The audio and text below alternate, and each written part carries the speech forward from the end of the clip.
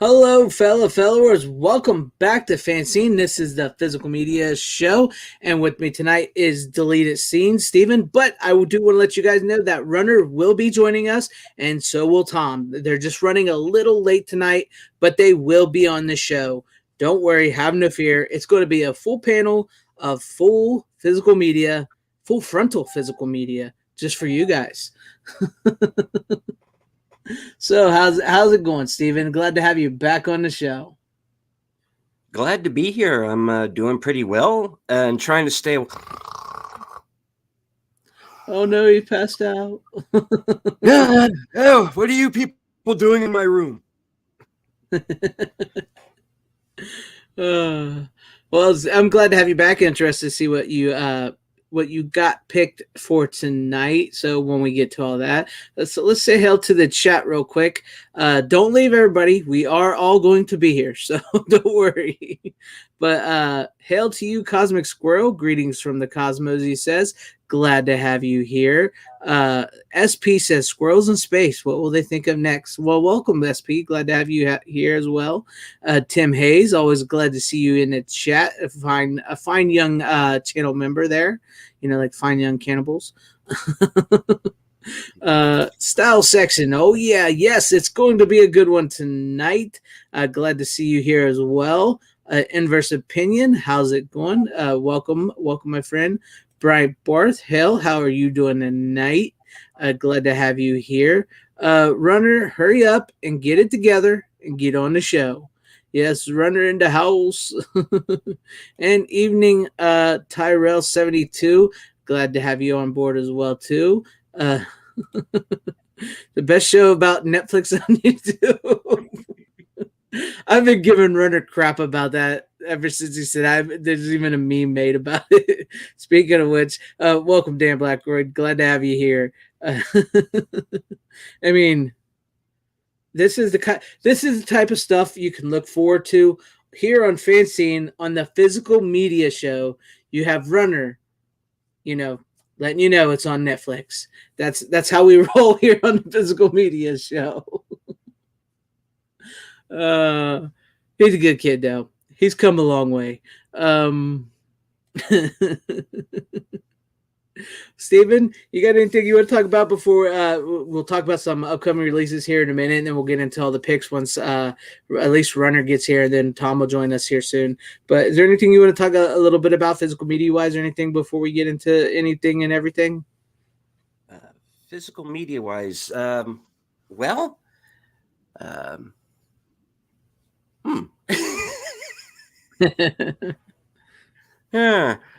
Okay. Well, I over the weekend I saw the movie Skinamarink. It had a limited engagement in theaters. It's going to be on Shudder, and unlike most streaming services, Shudder tends to put their movies onto physical media. So who knows? You might be getting a Blu-ray soon. Yeah, you probably. Speaking, I mean, well, I will say this. Speaking of physical media and Shudder, if you watch the movies Christmas, Bloody Christmas, and Dario Argento's new Dark Glasses, I think it was called, they're both getting Blu-ray releases in March, and those are both Shudder exclusive movies. So if you guys want to pick those up, they are coming. So yes, they do. That is one reason I do like Shudder. I still need to see the Del Toro Pinocchio, but I honestly I don't turn on my Netflix really. I just I need maybe there's a few things that I need to check out, but I've heard good things about the Pinocchio. I've heard really good things about Pinocchio. I mean, it is Guillermo del Toro, so yeah. See, what else do we got? We got let's talk about some stuff that's coming out. It was announced, well, not quite announced, but it looks like Star Trek The Next Generation movies, their movies are coming out on 4K, much like the original series movies, sometime around December of 2023, probably December 19th, I think I heard. And you'll be able to get it in a box set and it looks like this time they're actually going to be releasing each movie separately on 4K, so that way you don't have to. They don't doing that stuff like they did the first time, where they only released the first 4 and then they released the whole box set and then they're separately, because Paramount is good for doing stupid stuff like that. So we will be getting the Star Trek Next Generation movies coming to 4K. And then we will also get a Flashdance coming to 4K from Paramount. But there's been a Paramount problem, guys. Paramount tends to over scrub their movies. I heard they did a really bad job on Double Jeopardy that they just released on 4K. We know how bad of a job they did on Planes, Trains, and Automobiles. Even Scream 2 had a little bit more scrubbing to it than I would have liked. I don't think there should have been any scrubbing, period, but it did. And so we'll see how everything turns out. Plus, we're getting Red Eye from Paramount Presents on 4K. So that's a Wes Craven movie. Craven film. Yeah, very good with Cillian Murphy and Rachel McAdams. Yep. That's finally coming. So we'll see how that plays out. Paramount is just one of those companies, man. It's just like you want to strangle them sometimes. They make you double, triple dip. They give you subpar transfers, and sometimes they give you amazing transfers. It's like a bipolar girlfriend. So that's what it is. Yes, Deep Space Nine in 4K would be amazing, but there's a lot of stuff that goes into those, especially with TV series. So you'll probably never get that in 4K, but you might get it. Is it on Blu-rays? Deep Space Nine on Blu-ray yet? Do you know, Steven? I would think. I mean, I haven't personally seen it, but that doesn't mean it's not out there. I don't know if we'll ever get a 4K for it because of everything that has to go into revamping the special effects and whatnot. And there's a lot that goes into it. And I don't think we'll ever see it on 4K, but on Blu-ray, I'm sure it's out floating around out there somewhere. Yeah, I did. Tyrell72 says no, it's not. Yeah, I didn't think so. I don't think that or Voyager is on Blu-ray. I think the problem with Deep Space Nine and Voyager, specifically Voyager, is the CGI that was used. I know for the most part, Deep Space Nine was still models, but I do believe they used some CGI near the end, if I remember correctly. It's been a while, and to upgrade that to Blu-ray in and of itself is a feat. It truly is a feat. So you'll probably never get to 4K, but I would assume eventually you'll get a Blu-ray. Hopefully, fingers crossed. So we'll see about that. That is a good trick. It was definitely something I didn't expect to like as much as I did when I first got into it, because you see the original series is my favorite, and then you see the Next Generation, you go, this is good. I like it. It's good. And then you get into like Deep Space Nine, you're like, I don't know if I'll like this, and then it turned out to be like really, really good. Just like really good show all around, regardless of if it was even Star Trek. So that was good. But yeah, we have all those, and let's see what else do we have coming our way that we can talk about.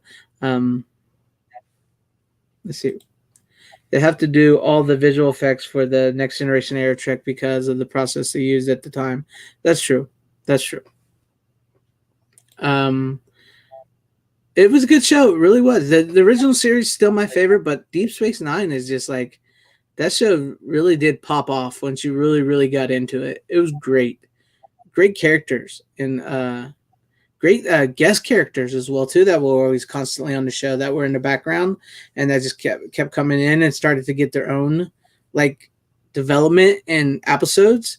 That was really cool. So I dug that. And then let's see what else we got coming our way. I want to make sure I get everything covered that maybe I've missed. I'm trying to think about all these that I had. Jaws 2 Jaws 2 has been rumored for 4K, that's really good because I do like Jaws 2. I think it is a superb sequel, and it does stuff different than the first movie, and that's good because sometimes you do want that familiarity of like the first movie and kind of want to see it repeated, but in a sort of a different way. But then other times you want something a little different, but still where it will fit into the same thing. And I think Jaws 2 achieved that really, really well. Really well. That it wasn't repeating the first movie, but it was still keeping it within the same Jaws type universe. I dug it. I dug it. So that's going to be good. It's good, but it was the beginning of the downfall. It could, Deep Space Nine. Yeah, I guess. I mean, it did lead to Voyager and then Enterprise. It happens. Not everything can stay perfect forever, which is sad. All good things. All good things. Next Generation. Tied to I don't want to mispronounce your name, but Helen, welcome. Thank you for being here. Null White, Gold Gatot. If I can speak myself, yeah, he was one of the best villains. He's a good villain. Yeah, he was awesome. He was awesome. Cool Gamer, welcome. Glad you're here. Entertainment Wizard. I know the next generation costs a fortune to remaster, and I'm guessing it would be even more costly to do Deep Space Nine and Voyager. Yeah, especially if I do remember correctly, Deep Space Nine, for the most part, was still modeled like Next Generation and all them. But I do believe near the end of its run, it started using CGI, and Voyager was, as we know, the first ship to be CGI, and so it costs a lot more money to fix those up than it probably would the Next Generation. So that would be a lot of money spent on them. So hopefully one day we'll get a Blu-ray, but we'll see. I'm still waiting on the Highlander TV series Blu-ray that they've been rumored. That if that gives you guys any indication of what they need to do, because the Highlander TV series has been in talks for a Blu-ray. They even released a trailer. It's been talked for a Blu-ray for like a couple years now, and it's still not out. So that's how long of a process it takes. It truly does. It's a hard game. So let's see, what else do we have coming our way? I want to make sure I get everything. I said Flashdance, right? Yeah, I said Flashdance. Red Eye. I already did Scream Shout Factory. So. Is coming out as well, I believe. What was it? Exorcist 3. Yeah, Exorcist 3. We talked about that last week, I believe. Okay. Yeah. All right. Yeah, Exorcist 3 4K, and there's a problem with the Zack Snyder's Dawn of the Dead 4K coming from Shout. Something about like they're going to have like the director's cut. The certain scenes are going to be 2K inside the 4K. I don't know. It's like a very weird thing, and a lot of people are upset over it. And that's I don't know. Dude, I think I'll stick with my Blu-ray of that until I hear what everybody's saying about it, because a lot of people are not happy about what Shout Factory are doing with that 4K. Plus, it's a universal scan in and of itself.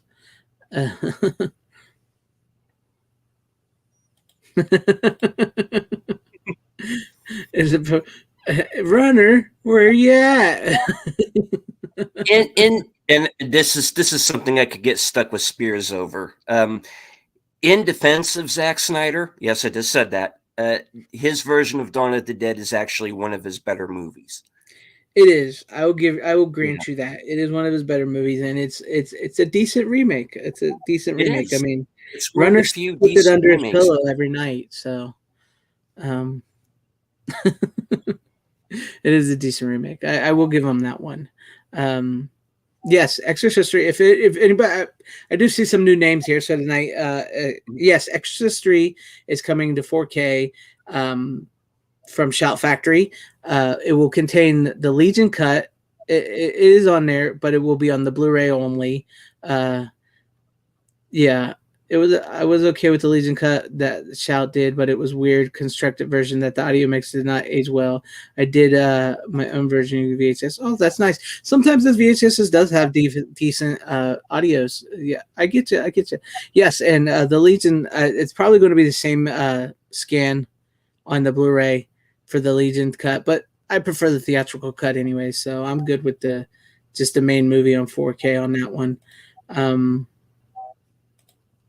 Yeah, you're not wrong, Runner. You're not wrong. You're not wrong. He has a few. He does have a few decent ones. Yeah. Hey, there's Tom. What is up, my friend? Where the hell is Runner? He's on his way. Well, Runner's having computer problems apparently, so we're hoping he gets here soon, and we'll see you when you get here soon too, man. Runner's always running. He's secretly at his Best Buy right now, and he doesn't want anybody to know. This our friend Runner Blaze needs help. He's addicted to Best Buy. I'm sorry, I can't. I just take over. I am saying this to you as a friend, Runner. You need an intervention. I love going to Best Buy and buying movies too, Runner, but I mean, come on, man. Man. But let's see. Yes, The Exorcist is coming. What else do we have? I'm trying to remember everything. Because there was a lot, but it wasn't nothing huge. So I did do a video on this. So if you haven't seen the video, check this out. But we're also getting my mind just went blank. Sudden Death, Jean-Claude Van Damme's movie on 4K. The original 12 Angry Men is coming to 4K from Kino Lorber. Locked, Stock, and Two Smoking Barrels are coming to 4K from Kino Lorber. It looks like we'll be getting Maltese Falcon, Rebel Without a Cause, and Cool Hand Luke on 4K from Warner Brothers. And I made a joke about the Cool Hand Luke. Remember the egg scene in Cool Hand Luke? That would be the total movie budget in today's day and age. So just to do the egg scene. Awesome. Heck yeah. I'm glad my recommendations help you. I hope you enjoyed the movies, Neil White. Heartland of Darkness, Planet of the Vampires. Awesome. As Planet of the Vampires may come up tonight, just so you know. But yes, I'm glad I could inspire you to buy those movies. I really dug those movies. Planet of the Vampires I hadn't seen in a long time, but Heartland of Darkness was one I love talking about that movie because it's an 80s movie, an 80s horror movie that was released today. It had never, ever been seen except for the people that worked on it. I mean, how cool is that to get a brand new 80s horror movie finally released? So that's just awesome. It's interesting that you say that because one of my picks tonight is a movie that had a delayed release of many years. So. Really? Nice. Yes. Nice. As soon as Runner gets here and stuff, I know. Hey, we have a Tom an appeance. Where the hell is Runner? His computer is apparently going slow. Froze up on him. Well, I got to be right back anyway. I just wanted to let you know I'm here, but I got to go grab my movies. Right. I forgot them downstairs. All right. Go ahead, man.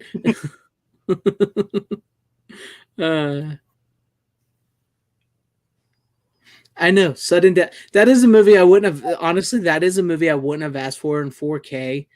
But the fact that we're getting it in 4K is absolutely amazing. I love it. And guess who just run into the stream?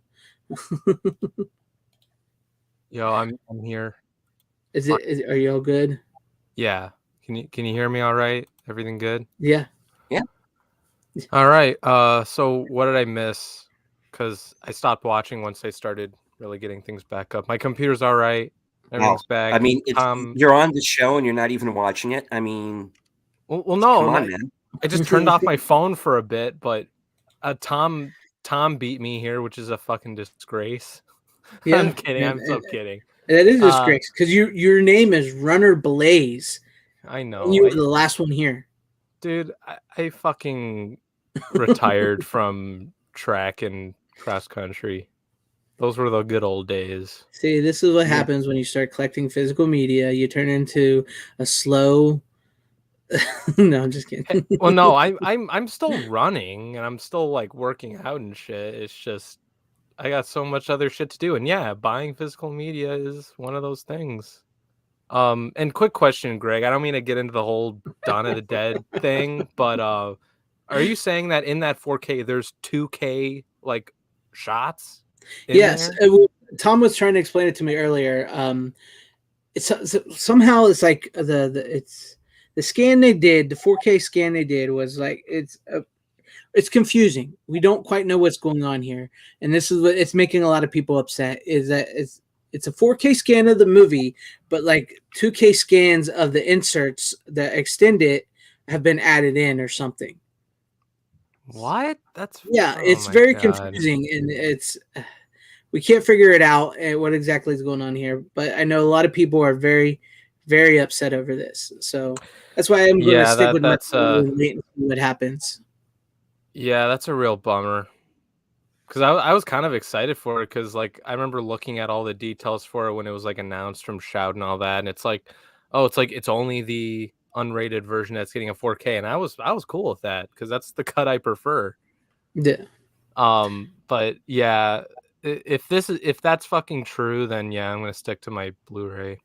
Yeah, we got to figure it out. I'm not really sure what's going on, but we got to figure that out.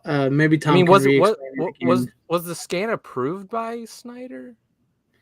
Was the scan approved by Snyder? I don't know. Was it approved by him? I don't know. I think it's a universal scan. Okay. Yeah. It's not Runner's fault. It was Windows. It can run. That was fun, and I like this too. I'm gonna have to start playing the Netflix intro when you pop on.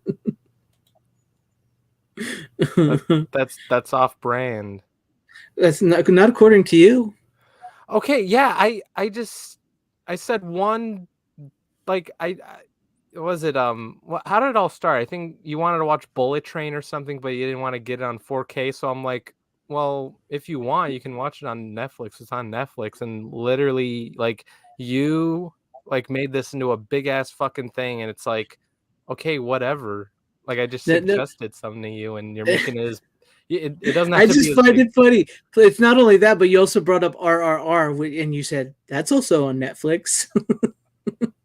Well, yeah, because that's the only way you can watch it. I know you're right. You're right on that, but I find that funny because we're on the physical media show. But you're not wrong. I know, but like you're not wrong. And I had mentioned to you like if RRR like had a 4K release, I'd fucking buy it because I fucking love that movie. I think it's great.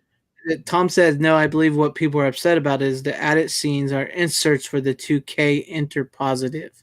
Okay. Oh. They're not from the 2K parts of the inserts are not from the master. They're from the interpositive. Okay, I get you. Oh, damn. I was trying to figure that out. I didn't quite get it myself, but yeah. I think that's about it. I see a comment here. Do you see that comment, Steven, from Tim Hayes? Yes, says Tim Hayes. The members comment. It didn't pop up over here, but it's. Do you see it? Okay, I see it on my other screen here. Tim is a member for 5 months, and it's an F your Best Buy and a wink. Nice. All right, thank you, Tim. Fuck your Best Buy. Fuck your Best Buy. Fuck your Best Buy. Fuck your Best Buy. Fuck your Best Buy. Jesus Christ, that was weird. Surprised awesome. The living shit out of me. By the way, fun fact: I didn't go to Best Buy this week. What? Oh my god! Hold on. Dude, what? School just started. Dude, school just started, and I had a shit ton of things to do. I get it. Jesus Christ. Yo, why are you talking, Tom? Is your mic like fucked up or something? No, I'm just fucking with you. Okay.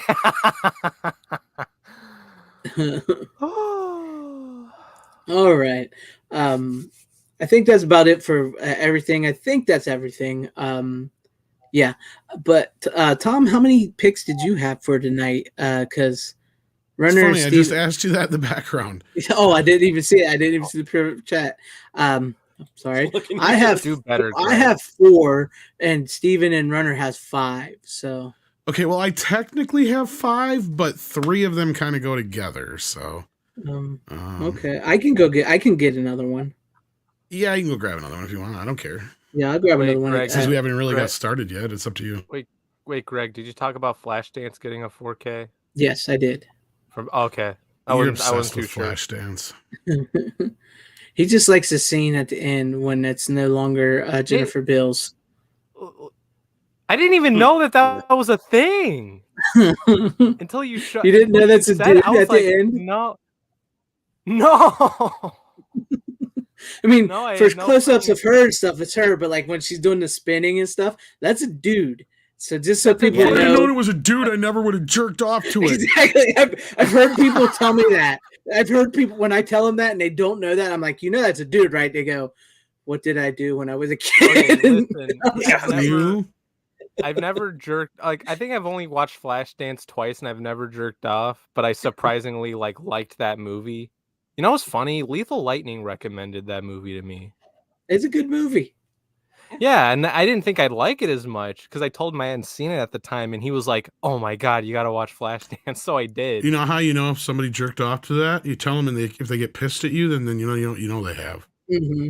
That's why I've had that happen to me. Where I've told people that's a dude, and they're like, "You're fucking lying," and I'm like, "No, that's a dude."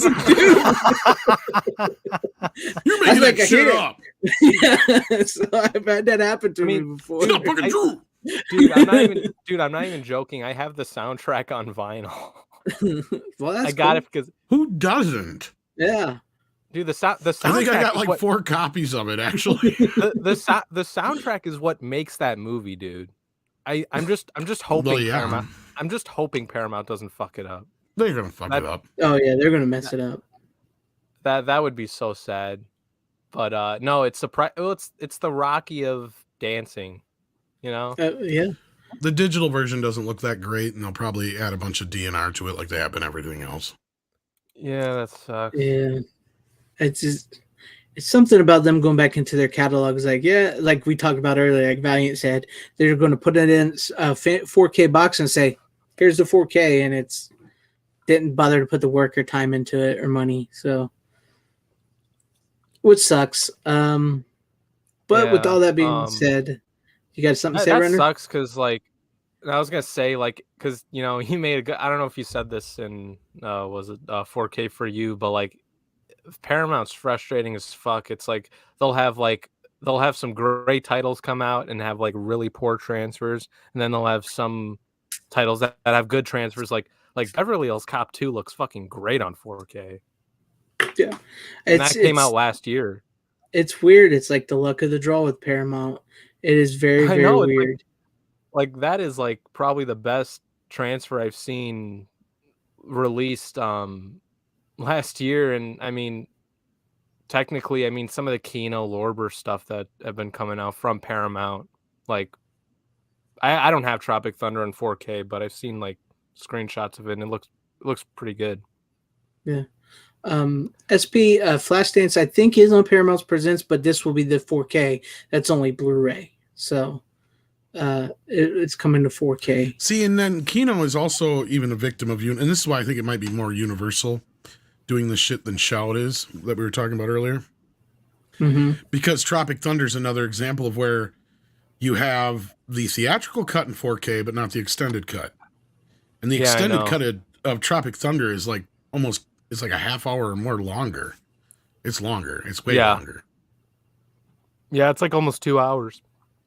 It's over, I thought. Because the original version, I think, is hour and 45 minutes. And then the extended cut's 2 hours and 15 or something like that. Yeah. Yeah, you're right. Yeah, I do think Paramount could possibly release the 4K themselves only for the extended. Or the director's cut or whatever it's called. Yep. Actually, it'd be Universal for Tropic Thunder, but yeah.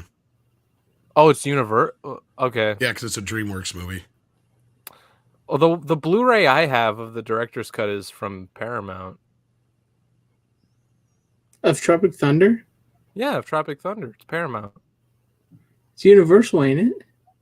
No, it's Paramount. Oh, yes, it is Paramount. Yeah, it was one of their first. Unless it is Paramount. I mean, that's one of the big the deal they made.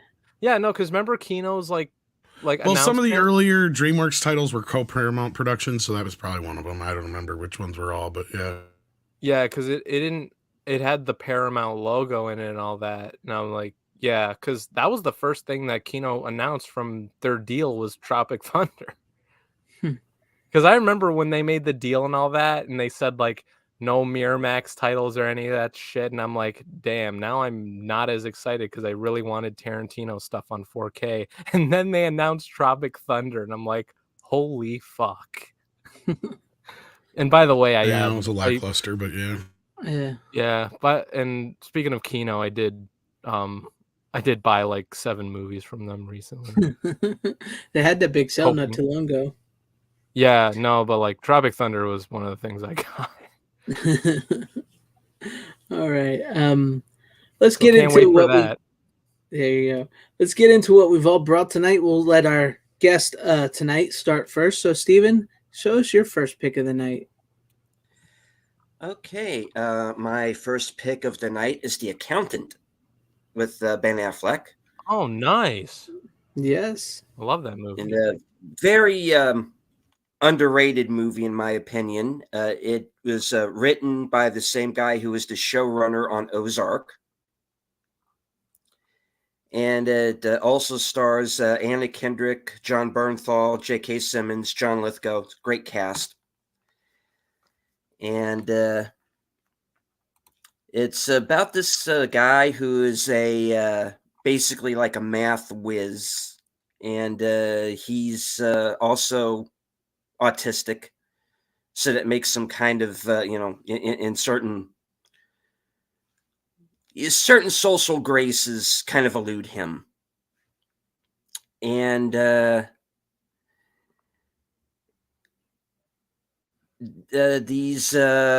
he is hired by this multi-million-dollar company to weed out this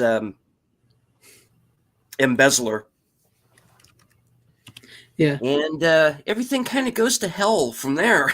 and they find out that they're kind of screwing with the wrong guy. Because there's more to him than meets the eye. They think he's just this guy they can push around, but he has a certain set of skills, as they say. Yeah. And read out. Yeah. This is some dynamite feed. Okay. That's great. I actually do like that movie. I have that movie. That's the Blu-ray, right? This is the Blu-ray. Yeah. I have the 4K. Okay, well the 4K I'm going to have to find then, because this is I own the 4K. It's a damn good movie. It is. It's very good. And the best thing about it to me is just watching Anna Kendrick's reaction to everything that's going on around her, because her character thinks she's in this quirky office rom-com. And then Batman versus the Punisher starts happening. Pretty much, yeah. And she's just like, what the hell is going on? How are you ready for this? And John Bernthal, man, I am a huge fucking fan of that guy. He's very underrated. I do like him. Great. And I don't want to give too much away about his character for anybody who maybe hasn't seen the movie yet. But he there's more to him than meets the eye in this movie as well. So, John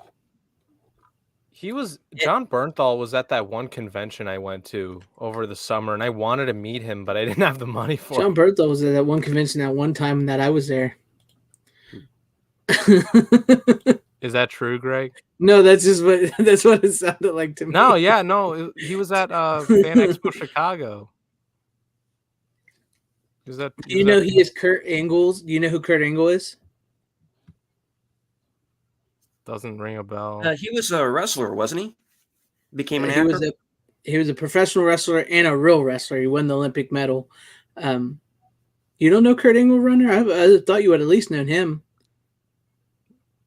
I probably do. It doesn't ring a bell. Anyways, John Berthal is Kurt Angle's is married to Kurt Angle's niece, so they're in the same family. They did. There's a great podcast he does. John Berthal does a podcast called Real Ones. He has an interview with Kurt Angle. That is a great interview.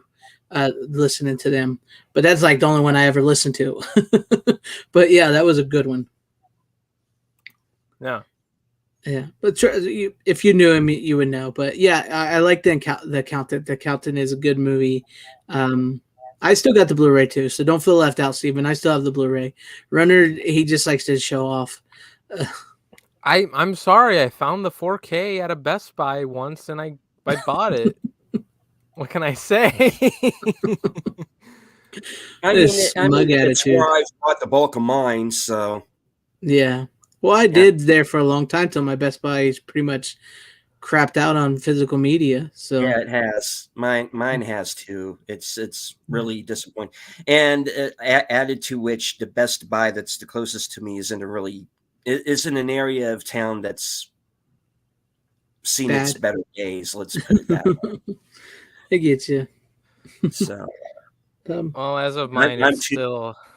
I was gonna say, as of now, it's still holding up. If they get rid of their, because there was one Best Buy that was like right near where I go to school, and they made it into an outlet store. So I'm like, fuck you guys, I ain't going here anymore. So I went to the one closest to my house still, and yeah, they're holding up still. Yeah. But you know, I don't. Not to go off on this rant, but I'm going to go off on this rant. My internet's slowing down on me. Everybody, I can tell. Yeah, it was. You guys started the robot, and I knew it was on my end because I got the little thing that came up said my internet was slow. But now it seems like everything's back now. So that's always a fun thing to have happen in the middle of a live stream. You know. Yeah, it happens once in a while. All together. Now you know how I feel. Yeah. It happens sometimes, but that is good for a pick. You got anything else you want to say about it, or anything like that? There's a lot going on in this movie than it meets the eye, and it's much deeper than your normal action movie. My advice would be to check it out if you haven't seen it. I know there's a version of it that's on television that cuts the guts out of it. See it uncut. So that would be my advice. Get the 4K because apparently there's a 4K out there. So there is. I'm sure it looks pretty damn good. Yeah, it looked fine. Yeah. It looked pretty good. I wasn't sure if it was like a real 4K or I don't know. I wasn't sure if it was like an actual like real like was it shot on film? I don't know, but it's a newer movie and it's Warner Brothers, so it was probably digital. And one of the things that I didn't bring up is this group of henchmen that surround John Bernthal in this movie, and they are basically every henchman that's been in every action movie for the last 15 years. Pretty much. It's that guy, you know. I know him. He was the bad guy in that one movie. Yeah, there's what's that guy's name? He's this like humongous guy who's like got like a shaved head. Tate. I don't remember his last name. I don't know. This guy is in everything. He was in Equalizer. He's in John Wick for like 2 seconds before he dies. It's amazing. Keanu just buries him immediately. It's just like, what? He gets the whole fight scene with Affleck in this, and then in Wick, he's 2 shots and he's done. Sounds like Runner. Ouch. Well, okay. Well, if it's Keanu Reeves kicking my ass, then I'm fine with it. That would be an honor. Well, so am I. Yeah, that would be an absolute honor. I would consider that an honor. You know, that's what's so much fun about John Wick 3 is you have Mark Dacascos' character who is just fanboys out every time he sees it. He's like, I'm fighting John Wick, yay! And I'm like, no, you're going to die. Stop. I remember funny. John Wick 3 was the one John Wick movie I was able to see in the theater, and this is back in the days where I was too young to go see, like, legally see a rated R movie in the theater. So a friend and I just snuck in. Like, we just bought a ticket to a different movie that was PG-13, and we went in to see John Wick 3, and it was fucking awesome. Naughty, like, that was a hell of an runner. experience. Dude, I did that for so many fucking movies back Who then. hasn't done that for so many movies?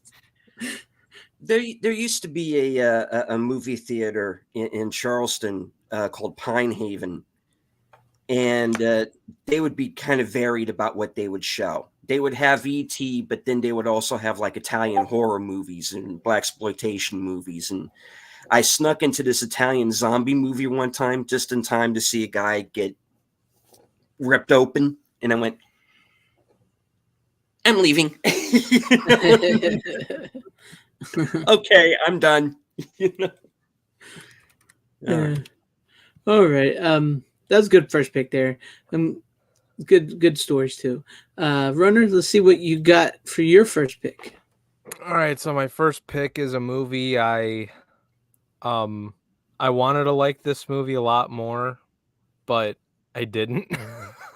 It kind of sucks because it's got a pretty decent cast with it. Well, the main two I think are like really good, and it's not so much that the story's bad, because the story's not bad. I hate the way the movie is shot for the most part. Like, it feels like one of those fucking like foreign soap opera fucking things that you watch with, like, it's like high frame rate and shit too. It fucking sucks. Like, I hate the way this movie is shot, which literally messed with my head. It's Michael Mann's Collateral. Oh, I've never seen it. The story's not terrible. Tom Cruise gives out a damn good performance. Jamie Foxx is pretty good too. It's literally a knockoff of Taxi Driver, with like some bits of action and stuff. Like, there's cool shit in this. Like Tom Cruise is very good. It's a great performance from him, and Jamie Foxx is good too. Will Smith's wife, who, you know, you got to keep her name out of your fucking mouth, is in this. And Mark Ruffalo's in this too. That was a very early digital film. I'm surprised they'd even bother doing a 4K. No, but like there were times where I'm like, what? Why the fuck does this movie look weird at times? And I'm like, was this shot in high frame rate? Because it looked fucking weird. No, it was shot in digital, if I remember right. Really? It felt like it was shot in high frame rate. Like, on digital, like high frame rate digital. Could be a digital video, so yeah. It looked weird, at least to me. Yeah, I haven't seen it, so I can't really. I can't say, but I remember this scene. Like, sorry, go ahead. I was just gonna say, I got this for like super cheap. That's why I bought it. That means it's probably a bad 4K scan then. Yeah, I just wanted to see the movie.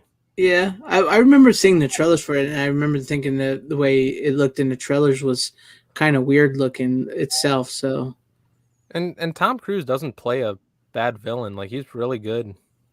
Yeah, that's it. He doesn't play a villain too often. Is he full on villain in that? Because I've never seen it.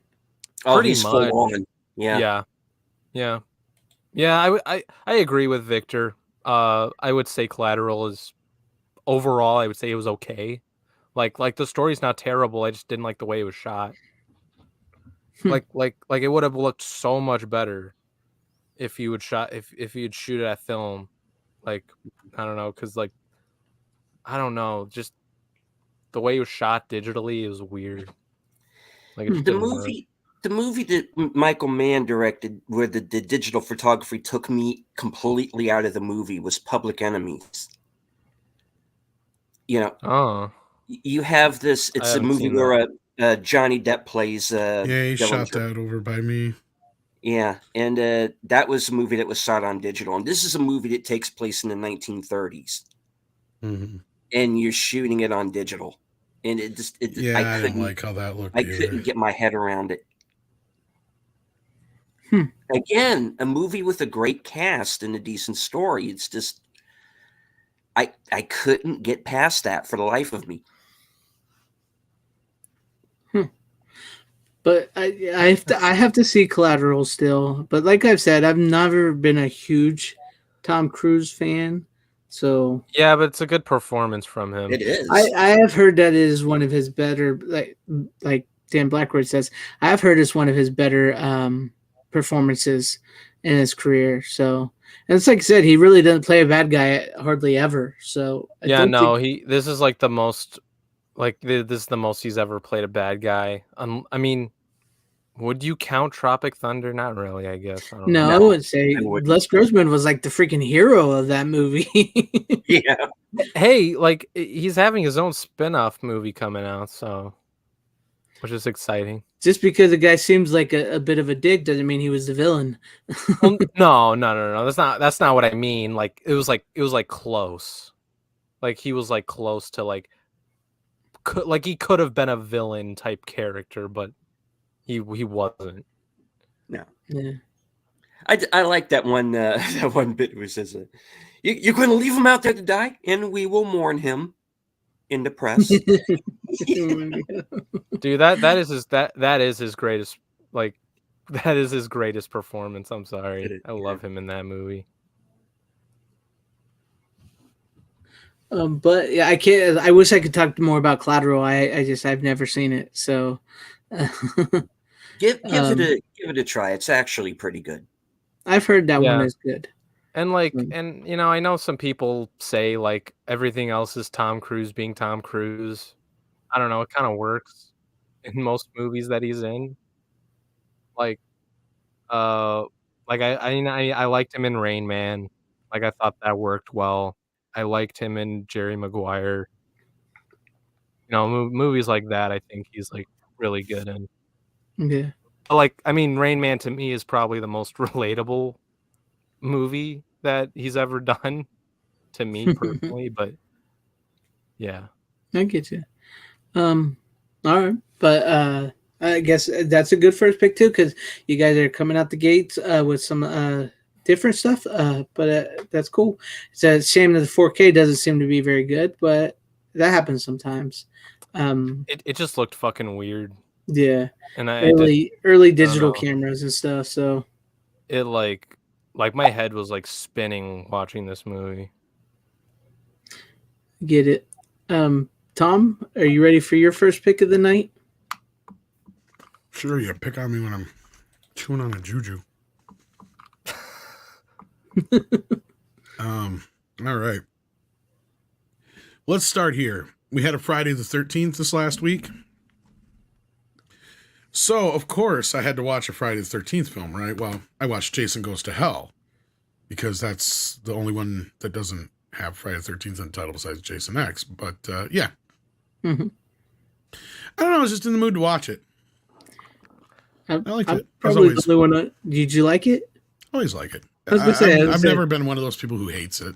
I was gonna say, I thought I was going to be the only one on the panel that liked it because I enjoyed the movie. I don't love or hate it, but I'll need to rewatch it again because a lot of people fucking hate that movie. Like, I know, I'm pretty sure because I had this discussion with a few people. Like, I know Justin Proper hates the movie. I know Tommy, the Guinea Pig Collective, hates that movie. I think that's what he told me. And I'm like, you know, I didn't hate it. I didn't love it. It's not the best Friday the 13th movie, but I didn't hate it. I mean, it definitely has issues, but I like that they tried something different. And no, Bryant, I have not located the work print yet. I did ask Adam for it, and he hasn't got back to me yet. No, but that's from the box set, right, Tom? Yeah. Okay. I watched one myself from the box set, but I may have to bring it on for fifth pick. But I made a video for it. I'm gonna drop it Friday. But a week late. Exactly. But it's not a Friday the 13th movie. So. Oh. But yeah, I've always liked. Yes, it's not the greatest of the bunch, and there's a lot of stuff that happened to that movie that, you know, was cut out and changed. And Adam Marcus, he's talked about it before on mine and Tom's channels, you know, about what happened. And he's making a documentary. I always dug it. I always felt like it was like, it sort of felt like a Universal monster movie to me, especially with what I know how they were setting it up, sort of. So that's how I felt about it. I haven't yet watched the Blu-ray of it yet. So is that the fixed copy of it? Does it look good? Yeah, it looks all right. I think it was just missing a shot in the unrated cut before was the only problem. But it's a new scan of the inner positive, so I mean, it doesn't look amazing, but yeah, it looks all right. That's good.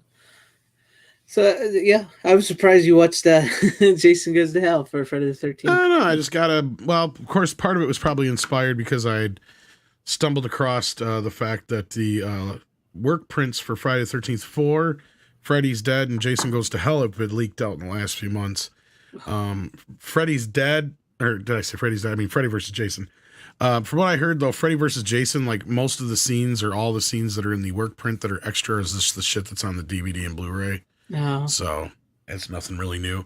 But Friday the 13th 4, I guess, has, like, of course, all the uncut death scenes. Yeah, like with the head smashing. Yeah, and a few extra bits.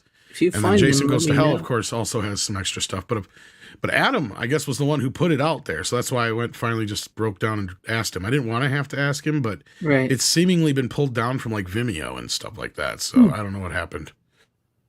That's crazy. But if you find them, let me know. Seriously. I wouldn't Obviously, mind. you and a few other people will be the first one to know. Yeah. I'll keep it on the DL. Don't worry about it. Oh, yeah. But that's interesting. I thought I heard something about that for Jason Goes to Hell. I mean, it's VHS quality, like second, third generation, but still. That's fine. And that's the one I watched. Freddy versus Jason is the one I watched. And I did a video on it that I'm going to be dropping Friday. The fact of it is, it's 20 years old this year.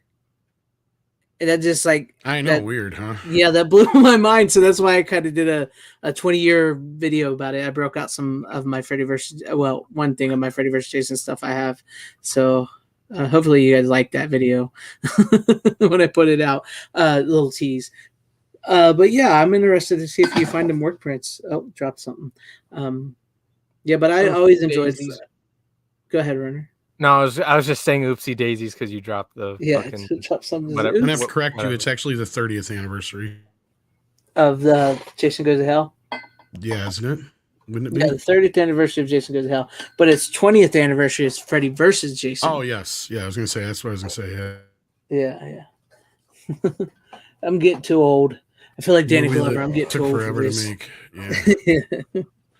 As far as the special features go, there's an interview with Adam, a couple commentaries, an interview with Kane Hodder, the TV scenes that are in the on the DVD as well, and of course those are some of the scenes that are in the work print.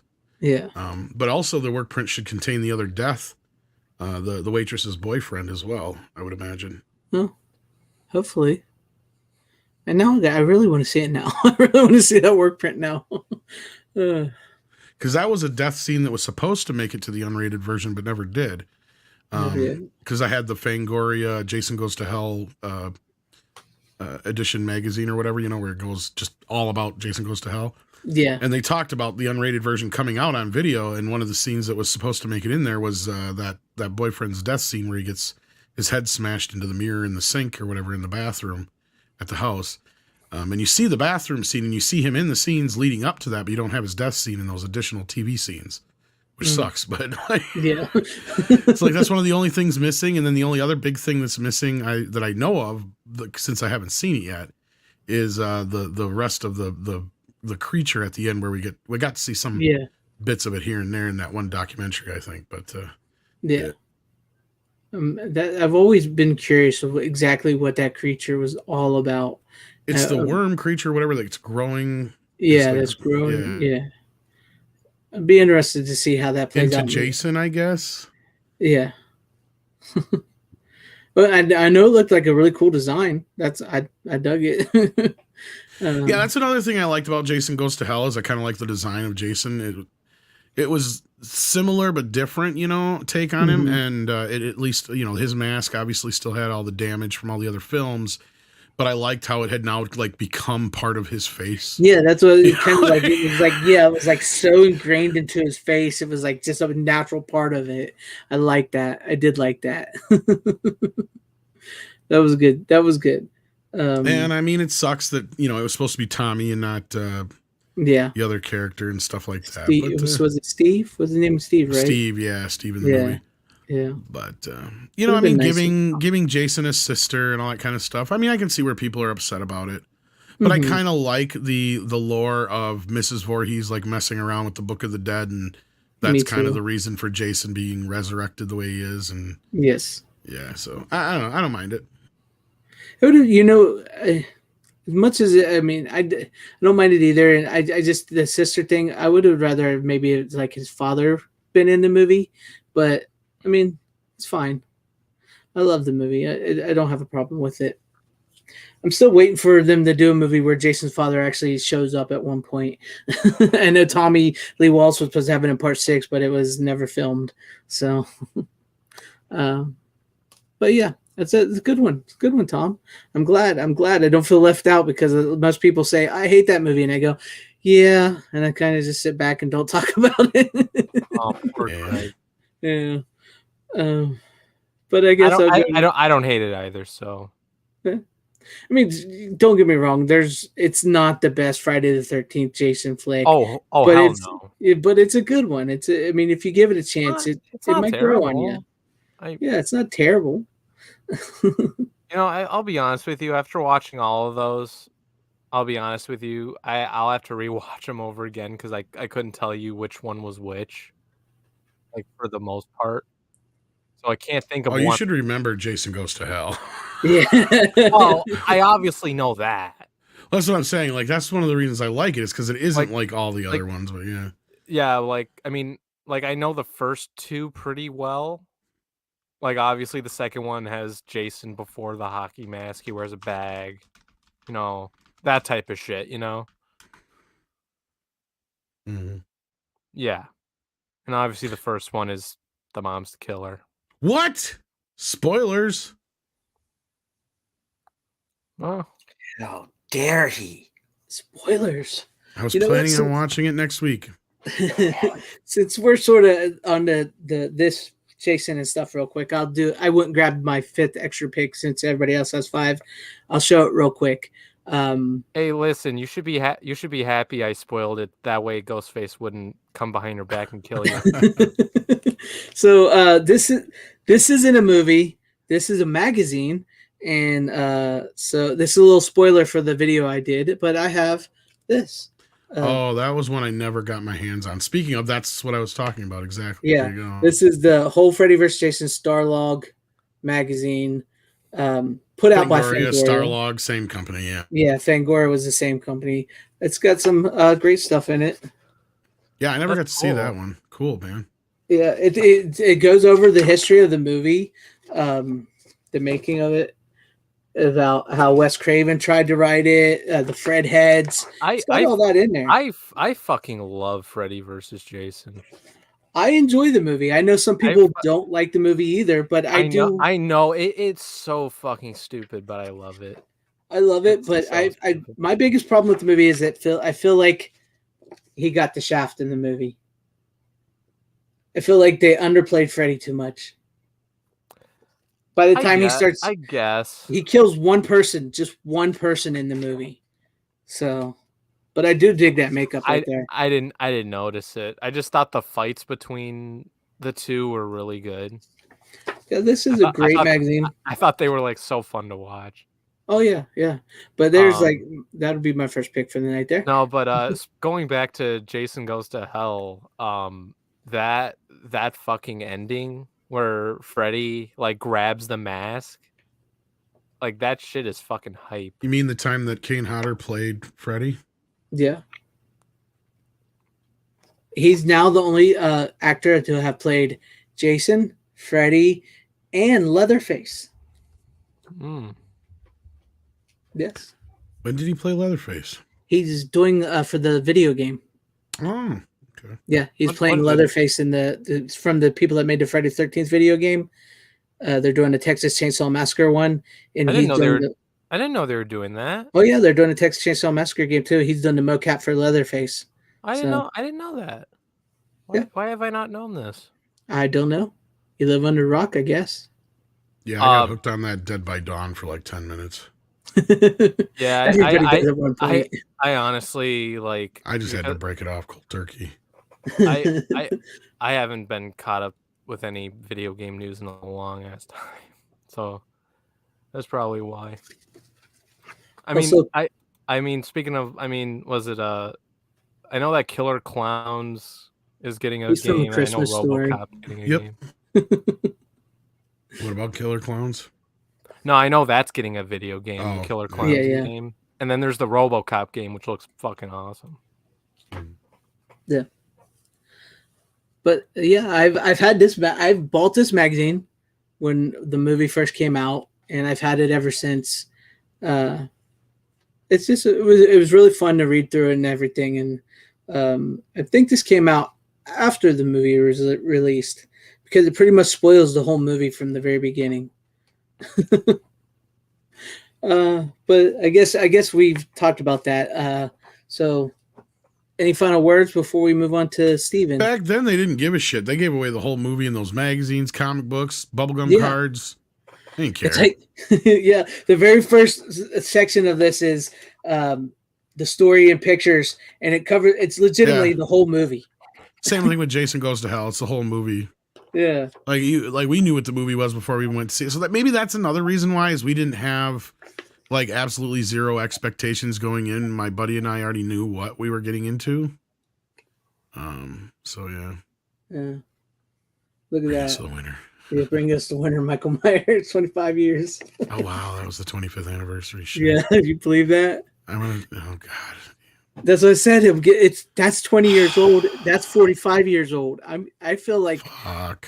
I feel old. I feel really old. Fuck. All right. Steven, what do you got for us? Well, I have the Blair Witch Project. Wait, what?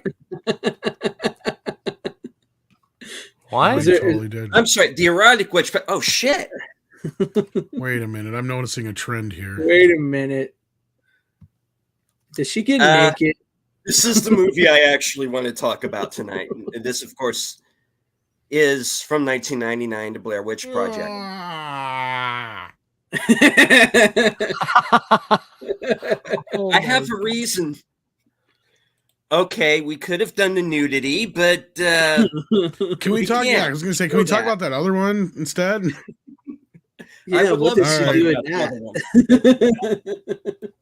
I don't want to get the show canceled, so torture us some more with the Blair Witch Project. Okay. Well, watching Skinamarink over the weekend put me in mind of Blair Witch, and not necessarily the movie itself, because they're two completely different movies. But I want to talk more about the hype that was surrounding it at the time. Right. You know, I remember, people thinking that, oh, the movie's real, and lines literally down the block of people trying to get into this movie. And I hadn't seen anything like that since the original Star Wars trilogy.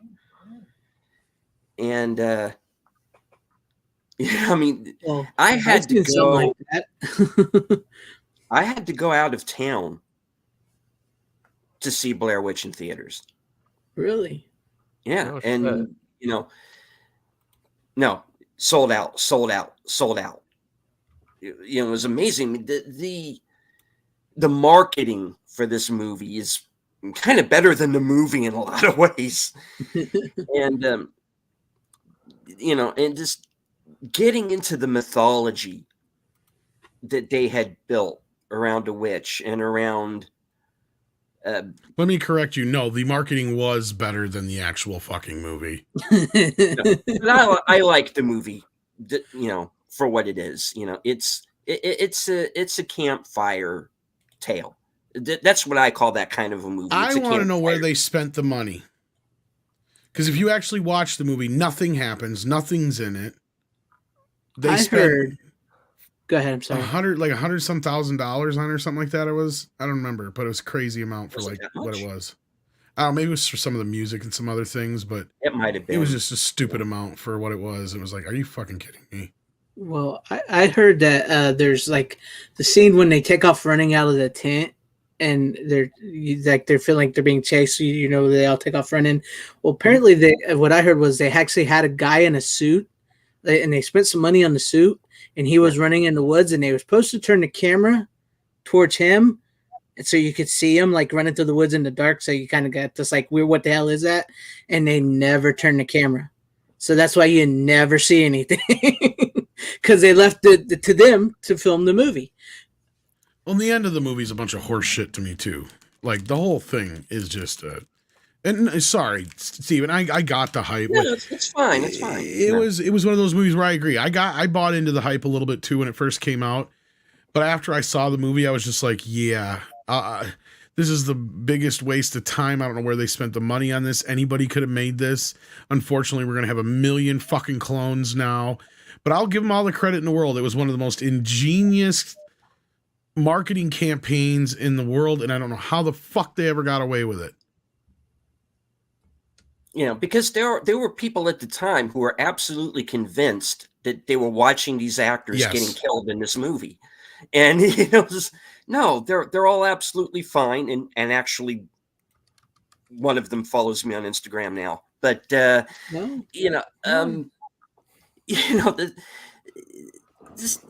the fact that you got so into it, and I got wrapped up in the backstory, in the mythology of it, and that's what I dug about it more than anything that's actually in the movie.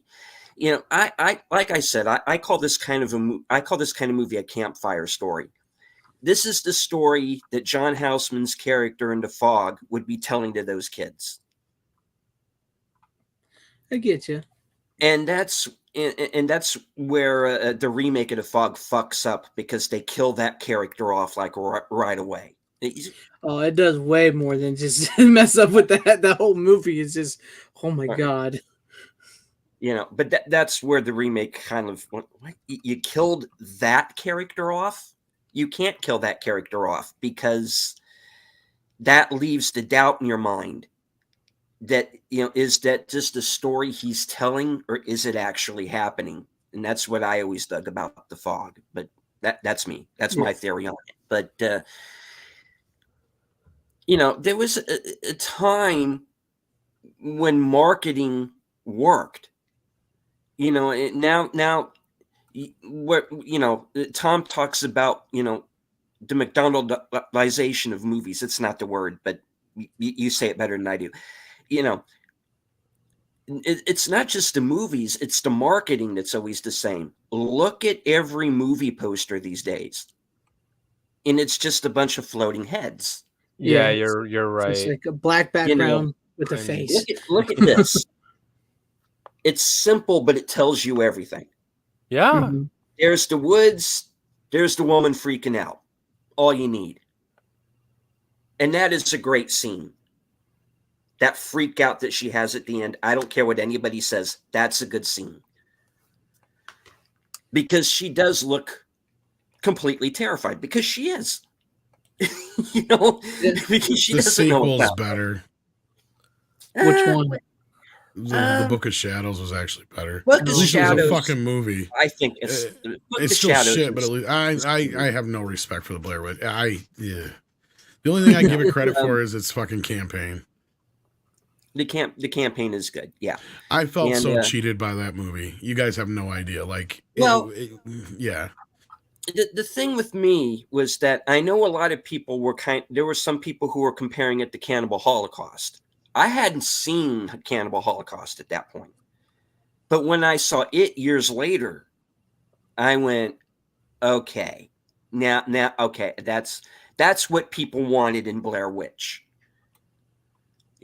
There's another movie called The Last Broadcast. I don't know if you're familiar with it. I've heard of that. That Ryan Hollinger did a video about it a couple of months back, which I suggest everybody see, even though it gives away the entire movie. You know, that owes a lot to Blair Witch 2. They both came out at around the same time, but Blair Witch got all the hype. And last broadcast, which I actually have a copy of back here, I kind of look at that movie as more of a murder mystery. You know, okay. I haven't seen it, but I have heard of it. That goes into a really dark area. But you know, yeah, it's kind of the one Blair Witch imitator that I think is actually pretty good. And I saw them all too. You know, I even watched that St. Francisville thing, which was basically just Blair Witch, but they don't die. You know, you know, but like I said, it's the mythology that for me makes the movie. And I get why there are people out there who don't like it or feel ripped off or think it's boring. Do not spoil the twist. That is one of the best twist endings I have ever seen, is in the last broadcast. You're like, whoa, you're going to get a nosebleed at the end of that movie. when you realize what has happened, and then you're just like, oh wow, that is good. The lead actor in that movie is very good. So and I only saw that guy in that one movie, but he was really good. But yeah, I mean, the sequels, I actually think 2 is good. I agree with Tom. I actually do think Blair Witch 2 is good. I think they kind of blew it with some of the casting because they actually got familiar actors. I've seen a few of them before that movie. So that kind of took, okay, you're not just taking a bunch of nobodies and putting them out and, you know, putting them out in the woods. It was more of a movie. The third one I didn't like at all. That's a like legit sequel to the original. Yeah, and I did not like that one at all. They showed too much of the creatures. See, that one, they were trying to do what people expected in the first one. Yeah, I know. But so they sort of give you that in that movie. They give you the witch, they give you the creatures, they give you what they probably were seeing. But it was too little too late, I guess. Yeah. It was too late. You know, they tried. I'll give them that. It's not a complete dumpster fire, but it didn't work for me. Maybe I need to see it again or something. But you know, I have kind of a love-hate relationship when it comes to the Blair Witch movies. You know, it kind of depends on what mood I'm in, I guess. But you know, that hype that surrounded the first one drew me in. Yeah, and it was huge. You know, and it was a popular movie. Take it for what it is, and you know, fire me. I like it. You know, any movie that inspires people to go out and make their own movie, that works for me. Because the thing that I hate the most about Blair Witch Project is that I didn't think of it myself. It's like, fuck, I could have done that. Yeah. Well, and that's not what I'm even upset about. I'm upset that they didn't do more with it, right? Like, to me, that's my issue. I get it. It's like, you had this opportunity. It is ingenious. And to me, I felt like it was one of the biggest bait and switches in history, because I'm sitting there for 90 minutes where nothing happens. Literally nothing happens. And a bunch of screaming, hollering, and pissing and moaning, and then somebody staring in a corner.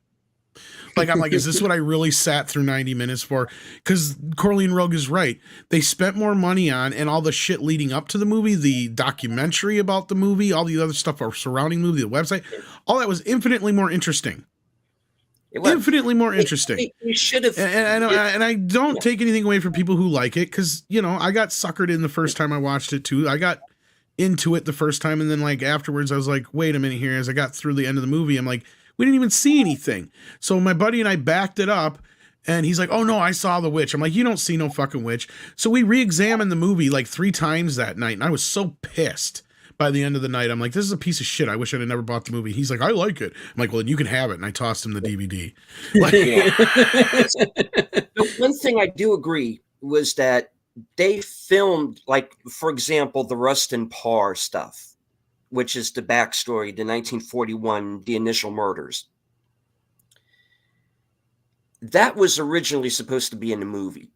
It's kind of like cut scenes as, you know, the main story is going on.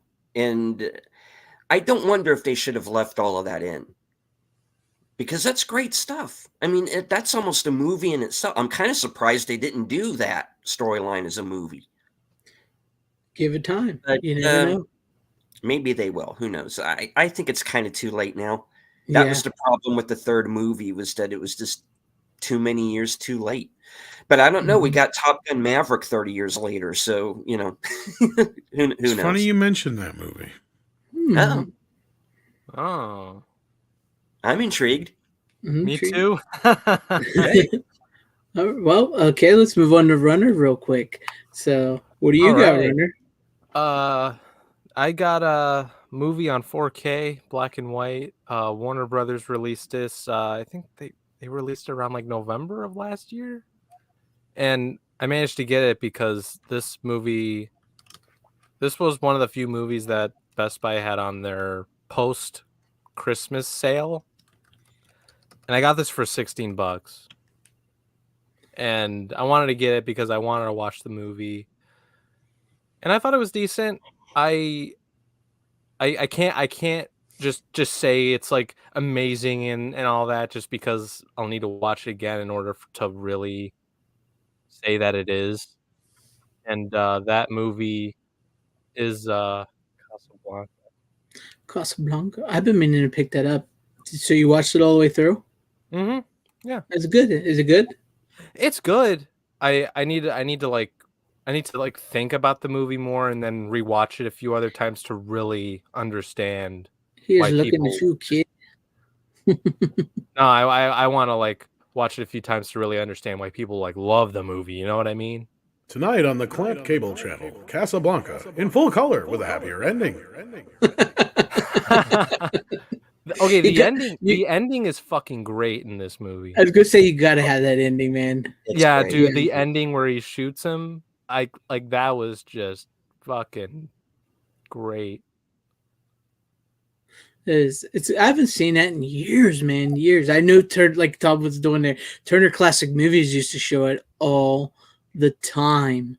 So it's been a long time since I've seen it. You know, it's funny, like, you know, I'll go outside, I'll like go out for a run, just like a normal run and all that.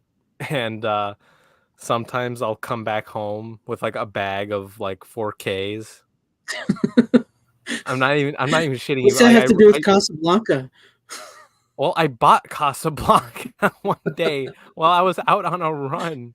So he's exercising. He's rewarding himself with movies. I see. There you go. I can be down with that. That's exactly what happens. That's what I need to do.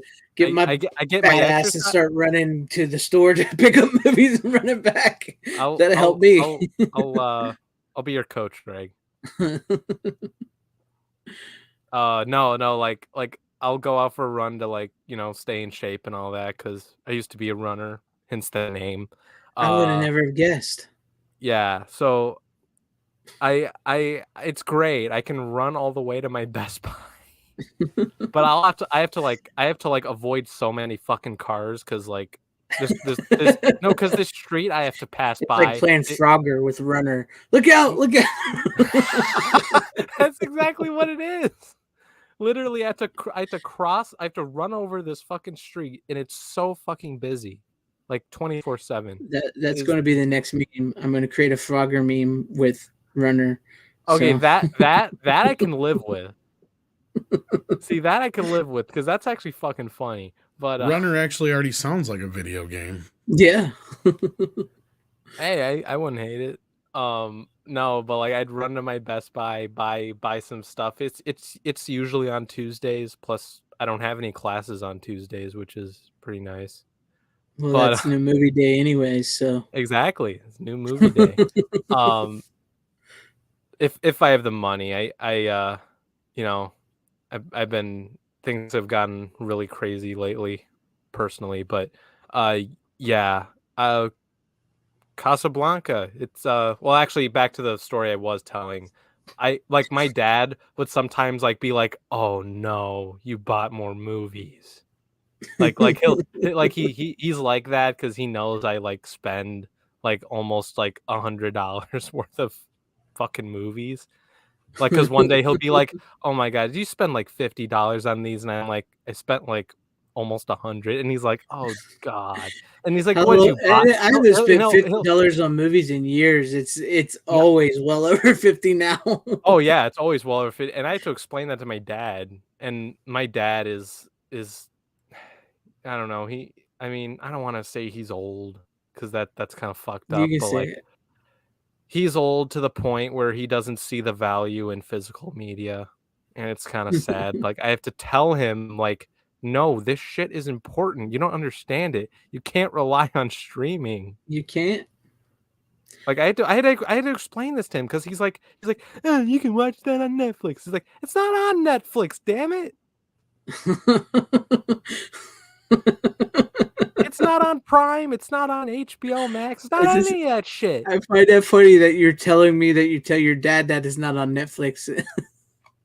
Well, that's because that's what he thinks. I know you gotta explain it to him. And I told him I got Casablanca, and he's like, "Oh, you're never gonna watch that. It's too old." Like, that's literally like what he told me. I'm like, dude, like, I've seen old movies, I've seen black and white movies, and he doesn't think I have, because and he told me, like, well, name a black and white movie you've seen except for Clerks. Like, that's what he told me, and I told him, like, Night of the Living Dead, Citizen Kane, Some Like It Hot, movies like that. I'm like, I told him, like, I've seen black and white movies. Well, yeah, I mean, but how did this look on 4K? It looked great. Did it? Yeah, it looked pretty damn good. Like, I know some people say that it's too dark, but honestly, it really works. Because, like, here's the thing: if you were to make the movie lighter, it wouldn't look good. Well, the thing is, like, 4Ks by nature are darker than Blu-ray, so Exactly. because it's, I guess, it's more of a pure scan if done right. So, And this is a really clean. Well, part of that has to do with the HDR and stuff like that. yeah, too. yeah, that's so yeah. It's true. It's true. I'm honestly, I'm surprised they released it last year and not on their 100th anniversary thing, because this would have been fucking perfect for that. You know what I mean? Yeah. Maybe they got something else up their sleeve. Some other movies. Dude, I do not have the entire catalog. Here's the thing: I don't really watch a ton of Netflix exclusive shit just because most of them suck. I mean, you have like you have a few exceptions like Cobra Kai and all that. Do I think Citizen Kane is good? First time watching it, I didn't see why people loved it as much. Like, I thought it was kind of overrated when I first saw it, and that was like senior year of high school. And then I watched it a second time in college, like my first year of college. I'm in college now. Had you gone through a little bit of film schooling before you watched it the second time? Well, no. So I took a film history class in high school, like senior year, when it was like online learning and all that because of COVID. And we watched Citizen Kane, and I'm sitting there. I think I watched it with my mom because my mom wanted to watch it with me or something because she likes the movie. And I'm sitting there and I'm like, I don't get it. Like, that was me, and I felt bad because I'm like showing my age at that point. And I remember when Tom got the 4K, and I'm like, I don't know, man. I find it kind of overrated, but that's just me. And then I watched it a second time because, if you're taking a film history class, it's like that's like a movie they always make you watch. But yeah. So I watched it a second time, and I was like, Yeah, it's starting to grow on me a little bit. It's actually starting to grow on me a little bit, and plus, like the way, like, because like I actually had a really good teacher, and that same teacher is actually my digital video teacher. Cool. The stuff, the little dumb video I showed you, that's the same. It's in that class, same teacher and all that. And the way he sort of explained the movie and all that, like kind of like the details of like what makes it good and what makes it so important and unique and all that. I'm like, it gave me a whole new perspective. You know what I mean? Yeah. So it's always that type of stuff. Yeah, Citizen Kane is a film that grows on you. Yeah, here's the thing. I would love to buy the 4K, but that packaging is so fucking shit. Which is sad, but yeah. It happens. But Casablanca, it's good movie. Yeah. Humphrey Bogart. Honestly, if yeah, he's fucking great. And what's the chick's name? Her name's in here. I don't remember. But like you mentioned, the 100 years, the Ingrid Borgman.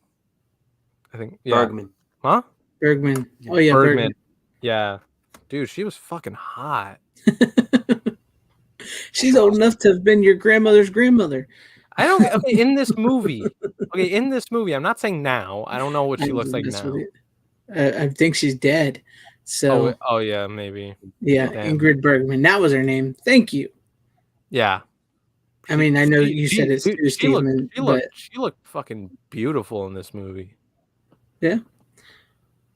But like I was saying, like they're going to release his other movie, The Maltese Falcon. Humphrey Bogart, Warner Brothers is so. Yeah, it's just weird that they didn't release this on, this year. I think it was Casablanca's anniversary. So. Because what? It was that movie's anniversary. Oh, that's right. Well, why didn't they put anniversary on? Like, why didn't they put the anniversary part in here?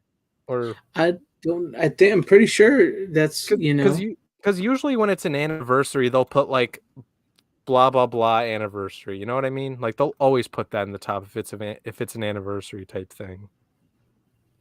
I don't know. I think it would have been a bigger deal if they had put this on their 100th anniversary for Warner. Yeah, it would have been because it came out in 1942. So. Yeah, it was 60 years. It was the 60th anniversary. Yeah, then why didn't they just put 60th anniversary right there in the top? Like that, that's a big fucking deal. That'd be more than that. I think it'd be a 70th. 42. Oh yeah. You're right. Yeah, because my dad's 60. You're right. Yeah, you're right. Miscounted or no 80 years. Yeah. Plus, it would have 80. Yeah, I was gonna say because my dad's 60. 80, he was born in the 50s. I keep forgetting it's 2022. That's what I keep. So it shows how good we are all at math. I was gonna say all our maths are fucked up. Or he's in late 60s. Yeah. Or wait, it would have. He'll be 70 this next year or whatever. It would have looked cool with the sticker on it. Is all the 100th anniversary sticker. It was the 80th anniversary. They might re-release it with those slip covers this year. Yeah, they might give it 100th anniversary. Yeah, I could see that. Excuse me, I'm feeling, it's just we can't have that. Okay, moving on. At least I didn't understand a single word you just said. I didn't understand either. You were glitching out. It glitched out. Oh, okay. Yeah, I have to glitch out during my comedy bit. Okay. Oh, dude, that's dude. I would hate if that ever happened to me. But here's a question for you guys from Adolfo Rivera, if I said it right. Which studio was the best this past 2022, and which boutique studio was the best? Oh, that's a great question. Which Kino Lorber, hands down for boutique. I'm gonna have to go with that. Yeah. Kino. I don't know. Maybe Paramount for the studio. I don't know. Yeah, I mean Paramount did have what they had. They had Maverick and. They did have Maverick, Smile. Sonic, Smile. Yeah. Beverly Hills Cop 2 was a good transfer. Uh, what? Fucking. Oh God, I can't think of any at the moment. I mean, I would say Warner Brothers, not. well, at least their transfers are better than fucking Paramount's. Oh, definitely.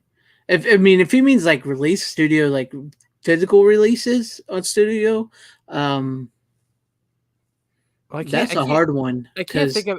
Paramount had some good ones, but then they also had some really bad transfers. But if you mean like box office wise, I guess you'd have to give that to Paramount for Maverick. That's what I was saying. Like, as far as studio releases, Pulp Fiction was a decent 4K transfer. So, I mean, I would say Lionsgate has been knocking it out of the park. Lionsgate. My answer might be Lionsgate. I mean, they give you a pretty affordable 4Ks and with decent scans. I mean, Reservoir Dogs and Pulp Fiction were pretty darn good.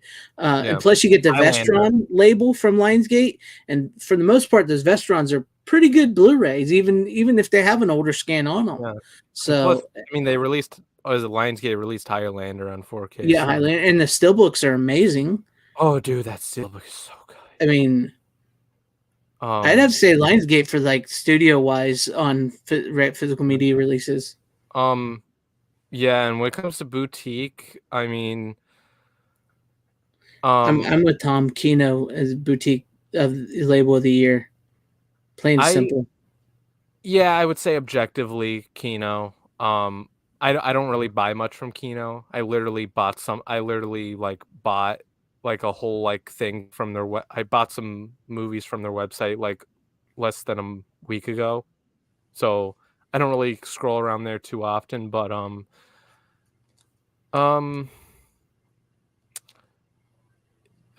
don't know, because I'm a Shout Factory guy, even though I love Shout Factory too, but I think Kino tends to. I think there's like movies I'll look up on Kino. I'm like, oh my god, the Kino has this movie, and I've been looking for this movie or something.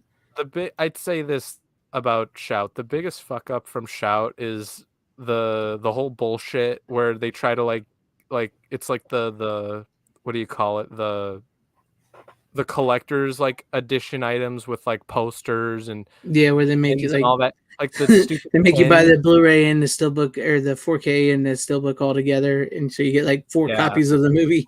Like that whole tactic I think is fucking terrible, because like the Army of Darkness 4K is fucking amazing. Even if it's the theatrical cut, like it still looks fucking great. Yeah, I don't need 2 fucking versions of the movie itself. Just give me a slip cover or something. Well, yeah, or an empty steelbook, or just an empty steelbook. Well, yeah, that's the biggest problem I have with them from that last year. Either way, to me, that makes more sense financially because it saves them on printing a disc. So even if you just sell empty steelbooks, I'm sure they get those for a hell of a steal. It would take down the price of these by at least a couple bucks, and I think people would be more apt to do that because, yeah, I don't need that many copies of a fucking movie. And I said the other problem with this is you're going to see a bunch of resale shops just inundated with whatever version that the other person doesn't want. So right there, that's going to make the value of the steelbook go way down probably. But I just see this as being a problem down the road, and I don't like it. I don't like that when they make you buy, 2 copies of the same fucking movie in one package. Is ridiculous. I agree. I understand. Criterion wasn't too bad from my recollection. Criterion's consistent, but they've been losing out a lot of their big titles. Mm-hmm. I mean, no, because like Shaft on 4K looked fucking great. Yeah. I mean, I got Night of the Living Dead on 4K, even though I guess it's no different from the Blu-ray. And well, I don't know. Some people say that 4K is a lot better. So yeah, it's better. It's just like I wouldn't say like, oh my god, it's a world of difference or anything like that. What I'm to me, the bigger leap was different. The Malcolm X 4K. I'm sorry. Go ahead, Tom. Good. I was just saying the bigger leap was the difference between seeing, the 16 millimeter scans for years and shit like that, to seeing the version that was on the Blu-ray. Like, that's part of the reason why I think people are like, oh, it just wasn't that much of it. Because I seen somebody say the same thing about Jaws when I reposted the Jaws 2 news, and I'm sitting here thinking, are you fucking kidding me? Jaws is one of the best 4K Blu-rays out there. Like, yeah, because that old Blu-ray that you have comes from that 4K transfer. That's why it looks so good. He's like, yeah, Jaws wasn't that big of an upgrade. I'm like, are you shitting me? Like, that movie looks amazing in 4K. Yeah. Like, that's never looked that good, but okay. Some people just, they're just like, whatever, no. So that's how they are. I wonder if a lot of times it's the way people have their TVs set up, or I don't know. You would be surprised at how many people still have the motion smoothest stuff still sit like. That's what I mean. So like, even if you are watching 4K compared to a Blu-ray, sure, it's not going to look any different because it's got all this processing shit on it. Right. That's why I constantly tell people, always turn off your motion smoothness on your TV. It goes by multiple names. Just look up your TV brand and figure out what it's called. Another thing I've noticed is figure out how to turn it off. Yeah, and another thing I've noticed is that a lot of the older 4K TVs and some cheaper model 4K TVs do not have HDR or Dolby Vision on. Mm-hmm. So they're just like a straight TV that, yeah, it's technically 4K resolution, but you're not getting into the benefits of those. So like so if you throw it, of course, a Blu-ray and a 4K Blu-ray are going to look almost identical if you don't have it processing correct. So that's what I'm saying. I wonder sometimes if some people are just saying this because to them it doesn't look any different. I'm not trying to call them stupid or anything. I'm just saying, I know. And like you said, Greg, it drives me nuts. I go into certain people's house and it's like, Grandma, turn this shit off. That's why everything looks like it's a soap opera. Like exactly. That was my problem with Collateral. I have, well, yeah, and you can't turn that shit off, unfortunately. I know. But like, yeah, see, that's one thing I know is like a lot of people are like me that like they do that. They go in their friends' houses and they fuck with their TV. Like, I'm even one of those where if I know they're like gonna be a dick about it, if I say something, I'll just wait till they leave the room and I'll fix it. Yeah, I've done that before. It's like, here, let me. It's just like I know they're gonna switch it back, but after this point, I cannot watch the rest of this like this. So while they're going to take a piss, I'm going to switch this off and we're good. Exactly. And 9 times out of 10, they always notice too. They're like, what happened to the picture? Like, I don't know. I just clicked in. I just don't look as good. And see, that's the thing is a lot of these, that's what I hate about DNR and all these things. A lot of these things are basically to trick people who don't know any better to think they're getting a better picture. Mm-hmm. But what bothers me is they do it on the discs themselves. I could give a fuck if somebody wants to sit there and watch something in motion blur, whatever, fucking or motion, smoothness on or whatever in their own fucking home and ruin the picture. That's up to you. If you got a problem with the movie being grainy, then turn all that shit on. You'll be fine. That way you're doing it to your presentation and they're not doing it to mine because I don't want that shit. Right. Right. I want to see the grain. I want to see the best quality I can see the way I have it without this motion smoothness, blurred, whatever. Yeah. So give me the natural grain, not just like the somewhat grain they give us a lot of times. Like go and look at now you want to talk about, okay, for transfer wise, the companies that actually handle a lot of their transfers, Vinegar Syndrome, hands fucking down. Yes. Hands fucking down because they don't mess with nothing.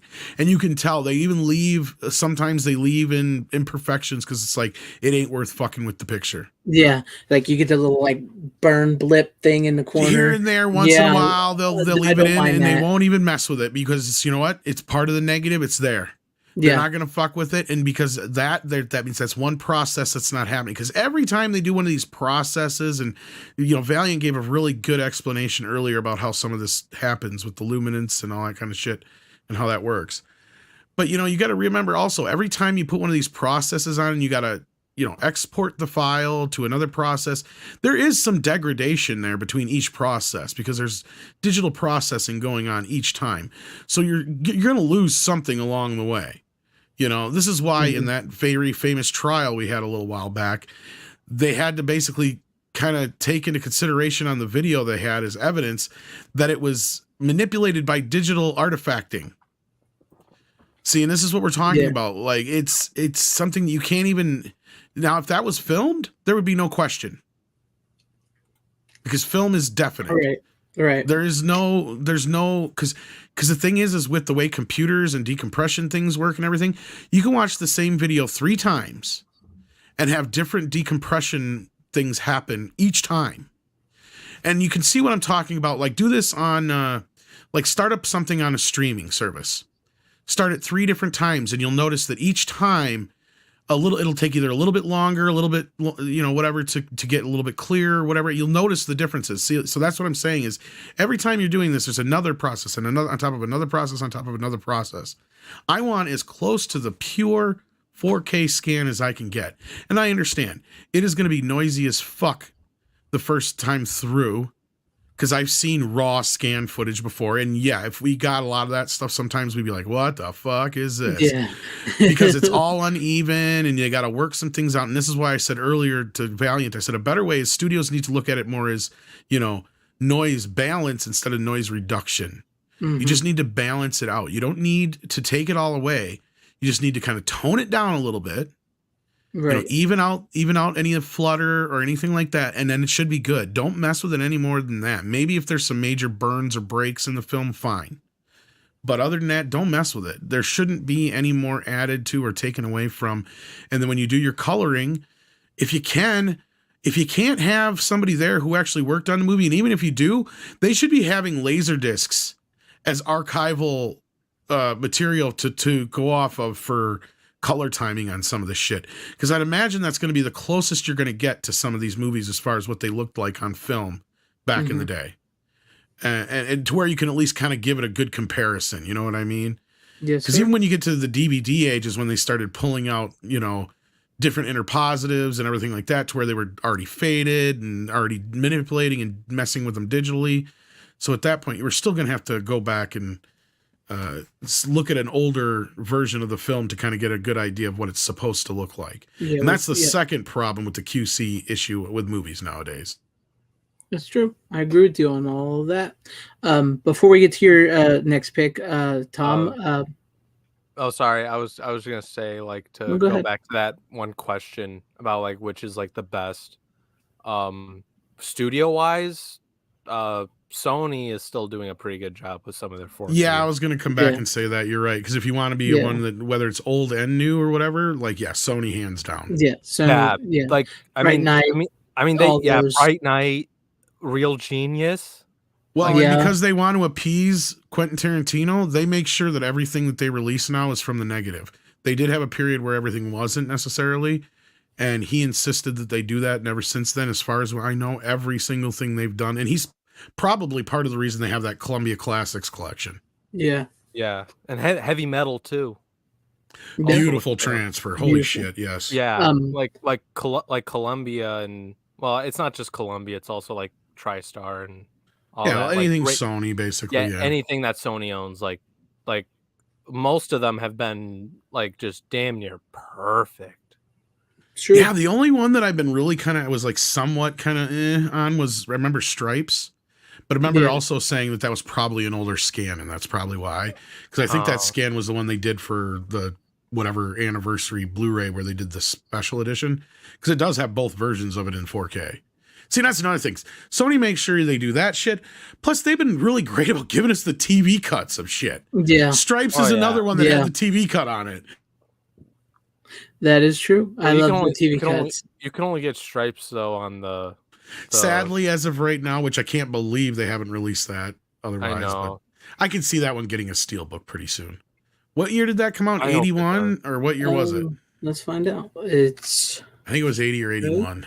Yeah, it had to be one of those two. 1980. I'm surprised they haven't released... 81? Yep, 81. I'm surprised they haven't released Taxi Driver individually on 4K, because that's in that set too. That's another older scan, too, which is funny. And that's the only one in the set that didn't get a Dolby Atmos upgrade, because it's got the whatever anniversary remix that Scorsese did. Okay. And what was I going to say? I was going to say The Social Network, but that movie is shot on digital. Before we get to... Go ahead. No, I was going to say, like, that even though that movie was shot in digital, it didn't bother me like Collateral. Yeah, Tim, you're right on the whole thing with vinegar syndrome. And I think that's another thing is they're just not going to mess with it. They're not going to compromise the picture to clean up certain things sometimes. Yeah. No, and it's part of their appeal. They like the grindhouse thing too. Sorry. Yeah, I like that too. Yeah, I'm just good to see if you know anything about this. With Cryom here, it says you guys also talked about some calibration discs. Do you have a recommendation? Specific ones offhand, no, but there's a lot of discs nowadays that actually have a calibration deal in the disc itself. I think Criterion is well known for having one on their discs. Most televisions actually have a built-in calibrations thing now. Mm-hmm. Your best bet is to just, if it has a filmmaker mode, or what's the other thing they call it, Greg? I can't remember. Oh, for the the thing that you just flip that on and that turns everything else off. Yeah, just like there's so many names of them. I remember the filmmaker one, but I don't remember it's filmmaker, and there's another version of it too. I can't remember what it's called, but yeah, it just depends on your model of theater. Whatever. No, not theater. I can't think of the name. It's like right there, maybe, or something like that. I can't remember what it is. Cinema mode. I can't remember. I know what you're talking about. I just can't. There's so many different names. That's how they trick. Like we talked about, that's how they trick so many people. There's so many different names for this. So many different settings that do the exact same thing. And then, well, not only that, it's because they have them trademarked and shit. It's like smooth motion is one of them's trademarked as one, and then another one is like motion smoothness. Yeah. And then so they all have different fucking names, and like that's what they even said. Well, filmmaker mode is on most of them because I believe that's what they've decided now is the standard, but some older TVs didn't have filmmaker mode yet, and I think LG and can't remember which other brand had filmmaker mode on it, but then there was like another mode on the other brands of TVs. And all it is just a switch to switch all the other extraneous shit off. So you have no noise reduction, no smoothness, none of that garbage. And the only thing you may have to adjust from time to time, and this is something I've noticed, is that in the day and age we are now with HDR and Dolby Vision, it all depends, it seems like, on how they were mastered. Sometimes you're going to have to turn the bright up or down a little bit. Mm-hmm. Or the contrast, depending on your television settings and whatnot. That's the only thing, and I rarely have to adjust it. But like Friday the 13th, outside of their regular snafus and the softening of the picture, like I just turned the bright up a little bit, and it looked fine to me. I had other issues with that. Like, so that's the thing, is everybody's bitching about how dark it is. I'm like, that's the least of this movie's fucking problems. It's true. Like, it has been noise. Whatever that softening they do with the noise reduction, that was one of the first titles I noticed it on. Mm-hmm. That Paramount's been doing now for the last few years, sans a few titles being like the Tarantino titles and that Elvis title I said that Blue Hawaii. Looks fucking amazeballs. I wonder if it was shot 65 millimeter though. That's what I think why it looks so good. Probably. I've been meaning to get that one too. Because I couldn't believe how good that looked. And it looked like it had all the natural grain and everything in it. And I'm like, why does this look like this? But Wayne's World looks like shit in some scenes. Like, I don't get it. Over process of Wayne's World and just who knows. But what's your Did next you get pick? that yet? Did you get Wayne's World? No, I've not got it yet because I want somebody else talk about it. Yeah, it's mainly. Now, I don't know if you noticed it, but it's really in that scene where you notice it the most is when he's talking about like his extensive collection of hairnets and all that shit. The scene where he's in his kitchen. It looks horrible.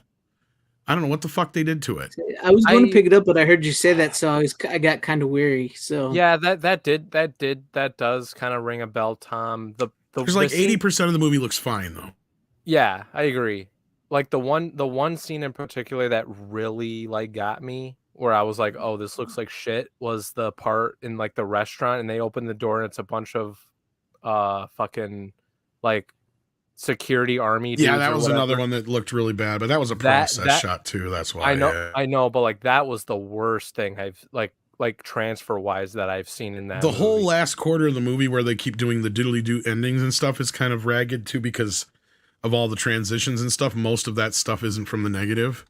So that's another thing you can tell, but like that's just because they couldn't do it any other way, I guess. But you could, but they won't do it. I mean, and I understand some people wouldn't want them to do it, but I just assume they could go back as long as they can time it perfectly. I don't see why they can't just redo all the transitions and stuff. Yeah. Paramount, though. No, just in general, everybody. This is not just Paramount. This is everybody. Oh, yeah. Because, I mean, there's so many bits of a movie that aren't really from the negative when they say they are, because if anytime they have a fade or anything like that, you'll notice like the last shot of a scene that's fading into the next scene, into that first shot until they cut to the next shot, always looks more ragged than anything around it. You're because right. That's not part of the negative. That's actually a process shot that's put into the negative so they can have that crossfade or whatever optical effect they have to have on it. The titles are a great example of where you'll notice this too, because those are usually second or third generation away from the negative. And that's where you can kind of notice a difference. And then you'll all of a sudden notice, oh, the movie looks bright and clear all of a sudden after the credits are over. Well, that's why. And to me, I would not be opposed to them as long as they could time it perfectly, get the right fonts, do everything the way it looks in the original film, and people can do it. I've seen them do it all the time online. Like, just get these people who can do that kind of stuff, but they don't want to spend the money on that, first of all. And the only people I've seen do that so far are Francis Ford Coppola, and I guess they did that for A League of Their Own was another one I heard about that I haven't got a chance. I got it, but I haven't watched it yet. But I was reading through, and that's what I love about those Columbia collections, is they give you a really good breakdown of how they put them back together, right? You know, whether it's from the negative, what else is it from, and in that one they actually talk about how was from top to bottom rebuild, and I can't remember if it's because they actually still had some of the files sources because that was when they were moving into digital editing or what, but that movie is 100% from the negative or whatever, I guess, much like The Outsiders was. So I can't wait to check it out one of these days, and I bet you it's one that looks amazing. Yeah. But anyway, long diatribe aside. Sorry. Yes. And let's go to you for your second pick of the night. Oh, it's my turn. Well, should I do this? Okay, I'll do this because we did talk about, a certain movie with Tom Cruise and planes, but there was a movie that came out before Top Gun. Oh, I know it. Wait, it's not. Is it Iron Eagle? And it had a sequel before. I knew it. I still need the Blu-ray. I only got the DVD. And it had another sequel. That's the only one that you can buy. It has another sequel, but you can't get it only on DVD, and I didn't watch that one. So yeah, I binged the trilogy, at least, or the three movies I have here, and are they Spanish? I think these are Spanish imports on the first two. You can't get them in the U.S. Yeah. And the third one you can get from Kino Lorber. Yep. But the first movie is pretty good, actually. Yeah, I'd argue that it has a better story than Top Gun. I've never seen Iron Eagle, so I can't. Well, and it helps that the original Iron Eagle is based loosely on a true story. Well, here's the thing. I want to see Iron Eagle. That's the thing. Oh, you'll love Iron Eagle once you see that first one. Okay, I know I will. The basic story is the kid who's kind of like this movie actually was made the year before Top Gun, believe it or not. I thought it was the same year. It just came out. It came out the same year, but it was made the year before. Oh, okay. Because wasn't that's a TriStar movie, right? Yeah, it was released by Columbia TriStar, yeah, or whatever, TriStar, yeah. As far as like who owns the rights to it any fucking more, I don't know. I think that's part of the reason why none of these have gotten released aside from part 3 on any video, because from 3 on is when Vestron or whatever bought the rights to it, I think it was, and so now they're under Lionsgate or whatever. But the first 2 are, I have no idea, probably still God knows what they're under. But I mean, as far as look wise, these Blu-rays, the first one looks okay. The basic story outline for Runner, who's probably wondering a little bit. Jason Giedrick plays what the hell was his name in this? I can't remember now. What was his name? Doug, yeah, Doug. And he's your Tom Cruise equivalent, basically. He's not as much of a hot shot, though. I mean, he is a hot shot, but he's not nearly as much. But he's like a teenager. Like, he's 18, 19 years old. He's getting ready to graduate, and his dad's in the military. And his dad is actually on a mission, and his dad gets shot down, and they claim it's over enemy lines, basically, or over no-fly zone, but it was like kind of an argument between a couple 100 miles off the coast kind of thing. Mm-hmm. But they were keeping him prisoner, and they're trying to negotiate. Well, then they find out they're going to execute him. So they got 3 days to figure out what the fuck they're going to do. And Doug comes up with the plan to go save his dad. And in the process of the last few days, he runs into Louis Gossett Jr.'s character, Cappy, who actually knows his dad. And between the two of them, they come up with the plan to go rescue him, because they can't do it on the books, because it could start a war. So like they do. So they recruit a couple of their hacker friends and and basically facilitate this rescue mission with a couple planes to go save his dad. That's the setup, right? And I don't want to tell you any more than that, but so already there's that much more story than Top Gun. That's my point. Yeah, it does have a better so in a story realm, and yeah. in a way, it almost has a better soundtrack, because you got like Queen, Cheap Trick, fucking. I mean, good. You got a ton of shit on this sound, and that's kind of the other cool part about the kid in the movie. He's like, he can only fly when he's listening to his tunes. Yeah, he's like the one scene when he tells him to turn it off, he like starts messing up, and he's like, "I do it my way." He pops on his tape, and Cappy's like, "Turn that shit off," or whatever.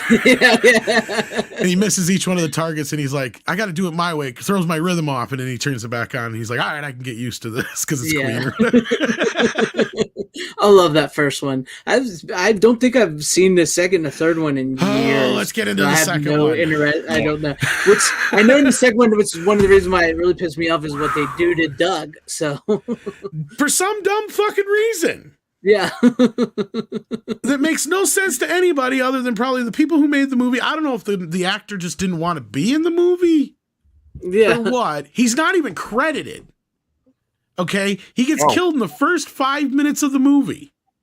Exactly. And you could barely realize that it's him unless you're paying that much attention, right? Like if you're like, I imagine if you had not seen the first movie in a couple of years and you go into this movie, you're like, wait, is that the kid from the first movie? And you're just kind of like, okay, because they don't really tell you that. Yeah, they don't really bring it up again until midway through, because they have this. Now we talk about a Tom Cruise stand-in. This kid was picked to be in this movie because he looks like fucking Tom Cruise. Yeah, okay, this is your Top Gun ripoff. Okay. Yeah, like look at that picture. This is very much your Top Gun ripoff. It's the kids in a Top Gun kind of class. It's even called, they're the aces or whatever kind of the thing, and it's very clearly inspired by Top Gun. And of course, they come up with some convoluted thing to have them fight, and it's all right, but you're just kind of like, really? Why did they kill him? Yeah, this is like out of the blue. That's it's very unceremoniously too. It's like, and like I said, they don't even bring it up again until about midway through the movie. Cappy finally talks to Tom Cruise kid. He's like, "I knew you were a former partner. Yeah, I flew with him back in the day." And I was like, "What the fuck are you talking? Like, you practically taught that kid all kinds. Like, exactly. You guys were really fucking close. You were like his second father. Like you almost died. Say like spoilers." See, that's what I hate when they do sequels like that. And that's why I never really went outside of that's the only them. thing that really nags me about the movie, because outside of that, it's not a horrible movie. It's just very cookie cutter, clearly inspired by Top Gun, the flight school kind of shit. And then you get Ace's Iron Eagle 3. Well, this is actually a better sequel than the other one. But that's not saying much. Because it's kind of convoluted as fuck. Really? Cappy's back, of course. And this Spanish chick here you see, her brother got killed. And he was a pilot or whatever. And he was like, I can't remember if he was like, he was going to turn in it's all has to do with the Colombia Mafia stuff or whatever. And like they got like the bad guy from Crocodile Dundee 2 and this other guy, and I can't remember, like Hertz Burkholz, I think it is. I can't remember which one it was that played the other bad guy, but he always plays bad guys in these movies. So like you got your typical bad guys. It is very straight to video. Even though it did have like a brief theatrical run, it is very straight to video. And I know Corleone Rogue, I was going to get to that, but just a moment. And this is not directed by the same director. The first two movies were directed by the same director, and that's going to come up in a second too.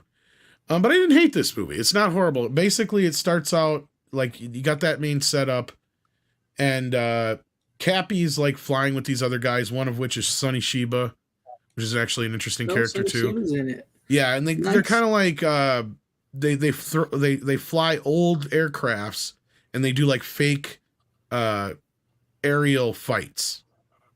So like they'll have the Nazi plane versus the American classic plane, and they'll have the Japanese, which is Sonny Shiba flies, and he'll fight like the British plane, and they have paint bullets and stuff like that, and they'll do stunts and all that kind of stuff. Yeah. So that's kind of what they're doing. That's what Cappy's been up to all this time. And so like basically then they find out, that they know the guy that was shot down, her brother. And so they, through a series of events, they like, yeah, we'll help you out. So they mount this thing to go take out this drug lord with these old planes.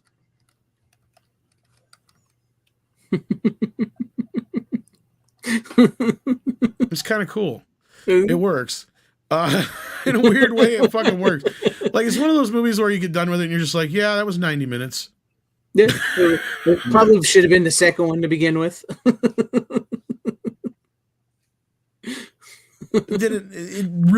There's nothing tying it to the other films. Like, really, it could be its own fucking movie, to be honest with you. Just the fact that he's the same character is the only thing. You know what it reminds me? It reminds me of the Trimmers, like how, like, in the first movie, Kevin Bacon, Kevin Bacon and Fred Ward were the stars, and then Fred Ward was the star of the second one, and then Burt Gummer became the star of the Trimmers movie. That's the different thing, though, is like he always kind of has been that, even in the second film with, he's Doug the Fred Ward. But I mean, he was the constant. Even at the time when the first movie came out, he was still the bigger star. Yeah, he was. The bigger he even star got top billing. Yeah. But that's true. That's true. Now, part 4 is a funny one because that's never been released on Blu-ray. It has come out on DVD. But as Corley Rogue pointed out there in the chat, the original director came back. Now, I haven't seen this movie, but I've heard about it. Original director came back. They cast somebody completely different as Doug, and they come up with this convoluted story that Doug actually didn't die. He's been in this prison, and he's dealing with all this, like, PTSD, but, like, the movie barely feels like a sequel outside of that, I guess, because it's more about Cappy helping inner-city underprivileged kids. No flying at all? I don't know.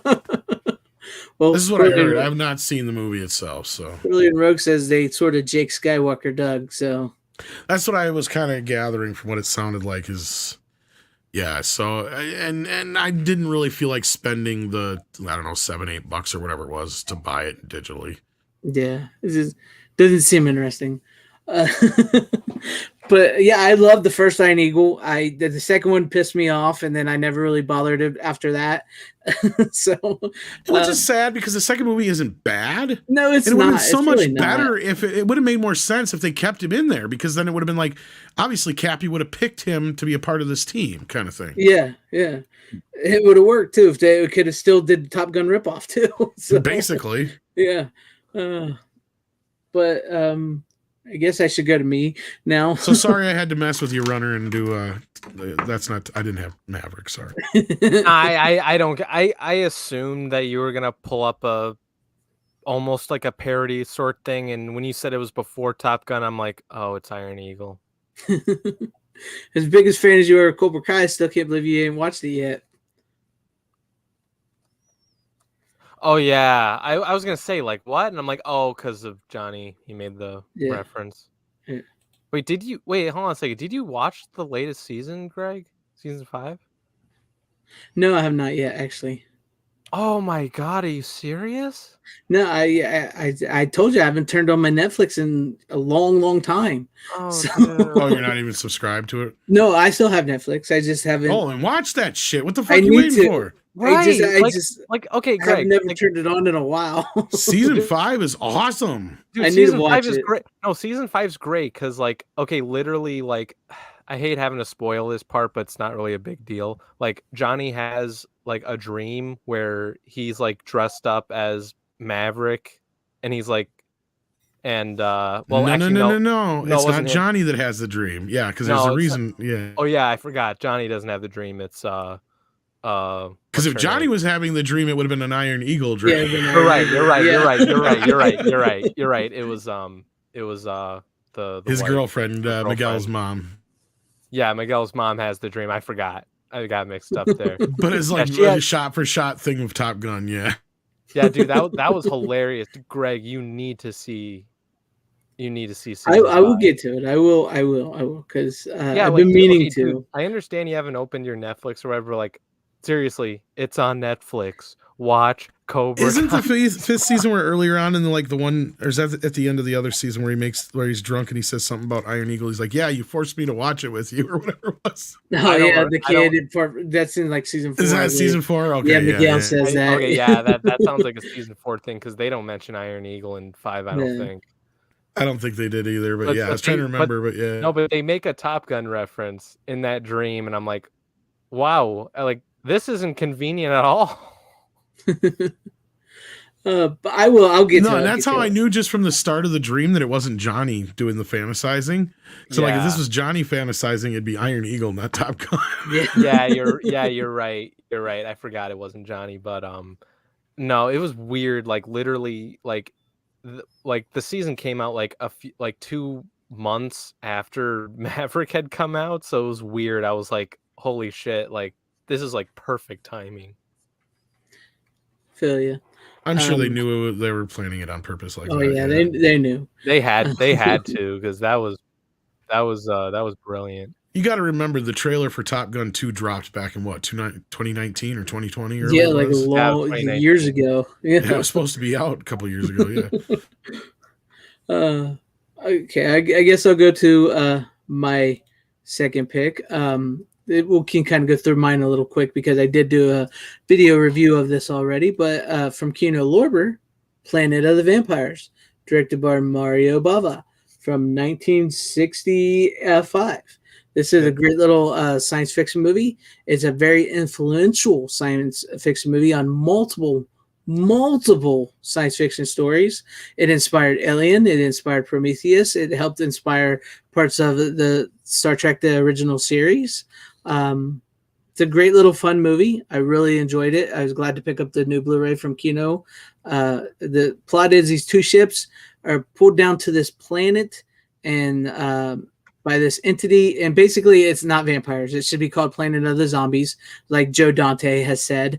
And so like the one ship, everybody dies and they like come back because they're possessed. Wasn't that also because they didn't really have like zombies wasn't necessarily a well-known word yet back then? I think like because even in Night of the Living Dead they're called ghouls. So yeah, like zombies. Yeah, because it was still kind of associated with like witch doctor and voodooism and stuff like that. Like that. Yeah, so they weren't really called zombies. I think the original Spanish or Italian name is what did they say it means? It means Planet of Terror, I believe. This is the original Italian name translation. But yeah, basically that's the plot. Is like you got the possessed zombie-like people of the next ship that of the other ship, and the people on the other ship trying to battle to get away off the planet and stop these this entity that's possessed these bodies from escaping the planet. And so yeah, there's that. And according to Ridley Scott, he's never seen the movie. It didn't inspire Alien or Prometheus. But according to Dan O'Bannon, who wrote the original script for Alien, years later, he confessed, yes, it did inspire Alien when he wrote it, because there's a scene in this movie where they find a crashed spaceship with a giant human skeleton in it. So it's inspired a lot of sci-fi, and it's considered one of the cheesiest best bad movies ever. And it's a great flick. I enjoyed it. So if you guys have not seen this and you want to get into it, check it out. It's good. So there you go. And like I said, I did a video on it, so I didn't want to explain too much into it. So Steven, let's go to you next. All right. Well, in recent years, Liam Neeson has starred in a string of action movies. Some good, some not. But in between, he did a movie that I think is a masterpiece, and that's The Gray. Oh yeah, that's where he punches the wolf, but you don't see it till after the credits, and even then, you still don't see it. I'm kidding. Go on. I didn't mean to. Go on. No, all of that is true. All of that is true. Is the fight that it is essentially building up to, or well, you're led to believe it's building up to. You don't see. I actually don't think it's about. It's not really about. I think it's more about the guys and stuff, and it's more about dying like a man without putting too fine a point on it. Who was the director on that one? Joe Carnahan. Joe Carnahan. That's yeah. Was the director and co-screenwriter on it. What else has he done? Movie. He did Smoking Aces. Oh, I have the Steelbook on 4K. This great movie with Ray Liotta and Jason Patric called Narc. I remember that one. It's compared to Training Day, and I think it's better than Training Day in a lot of ways. Well, careful, them fighting words for Runner. No, that's Training Day's really good too, but Narc. Training Day's great. If you think something's better than Training Day, that's fine. Like, I'm not saying I don't think Training Day is like the greatest thing ever, but I love it. You know, I know. I'm just messing with you, Runner. I know, but I can't wait. I can't wait to get it on 4K. By the way, that's be great. Yeah, go on, Steven. Okay, so The Gray. Basically, the idea is you have a group of men who work in an oil field, and they are. I think it was an oil field, wasn't it? Yeah. It's been a while since I've seen the movie. Anyway, that's not the point. The point is that they're about to fly home. Their plane crashes out in the middle of nowhere, and pretty much half the cast gets killed right away. Yeah, really in the grass, and from then on, the survivors of this plane crash now have to deal with a pack of wolves that is now taking them out. What movie is this? I missed it. I'm sorry. One by one. The Gray with Liam Neeson. Okay, that's what I thought. I wasn't sure, but yeah, okay. And interesting movie because it's really kind of a tone poem about death, really, and kind of dying on your feet, and again, a movie that could not get made today because it would be, toxic masculinity. It's well, yeah. I remember what's his name was in it, and he was pretty good. The guy, he's in the Captain America movies. Frank Grillo. Frank Grillo. He's always pretty good. Who should have been fucking Oscar nominated for this movie? He is that good. Yeah, he's pretty good in it. I remember liking him the most. I don't think he was in the first one. No, he's in the second Captain America. He was in the second one, Winter Soldier. Yeah, he was in Winter Soldier, and he gets killed off. And he's a very underrated actor. He's good. I liked him. I liked him in. I can't say I liked the Gray too much, Steven. I liked him in. I liked him in End of Watch. You ever seen that movie? That one I haven't seen straight through. No, I need to see. Oh, really? No. It's weird. Like it's all shot in digital cameras, but it kind of works. It's also was Jake Gyllenhaal and Michael Pena. It's pretty good. I know a lot of people who are cops, and they have all said that's the most realistic. Movie that's ever been made. Oh yeah, it absolutely because. Yeah, and it's also directed by David Ayer. Mm-hmm. We keep going back to David Ayer. I know. David Ayer, Zack Snyder, and we don't. What's his name? I haven't talked about Zack Snyder in a long ass time. No, but we know your favorite directors. And that's not a dig. I mean, we do because I know. Yeah, I get a lot of dig. No, that wasn't a dig. I can tell what kind of director you like. No, but David Ayer is a great director, though. Like he really is. Yeah, he's good. Yeah. You gotta watch Fury, Greg. I'll get to it eventually. There's a lot of movies I need. You need to get to it. Like I can't recommend this movie enough to you, but yeah, Tyrell right there. End of Watch is good stuff. It is. And I'm normally not a huge fan of movies that are shot like that, but I like it. It works pretty damn well. And I would love to see that movie, like a spin-off, like kind of like a collaboration between that movie and Hot Fuzz. That'd be hilarious. That would just work so well if you've seen End of Watch. But that's just me. Yeah. But go on, Stephen, with the Gray. Talk a little bit more about it. Like I said, it's really about the characters, and once they realize that they're in a situation that they can't possibly walk away from, no one is coming for them. They don't know where they are. And it really is, like I said, it's sort of a tone poem about death and dying on your feet. And dare I say, this is an example like how you brought up the Blair Witch, how the marketing really worked for that film. Well, I would say this is an example where they marketed the film, like I said, about Liam Neeson fighting a wolf and punching it. Yeah. When that's really not what the movie is about. Like they really marketed the movie heavily. Now that's bad marketing, because once you watch the film is very different than just Liam Neeson fighting a wolf out in the middle of the wilderness in the cold. It's a character drama that has these graphic wolf attacks in it. Yeah. You know, and it's really about this guy who is he's suicidal at the beginning of the movie. And he goes from kind of wanting to wimp out, basically. He to the movie's way of thinking, at the beginning he's going to die like a pussy, basically.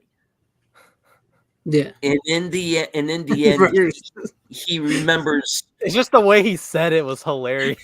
I know. I'm sorry. Pussy. It's the way. And they even kind of say it in the movie.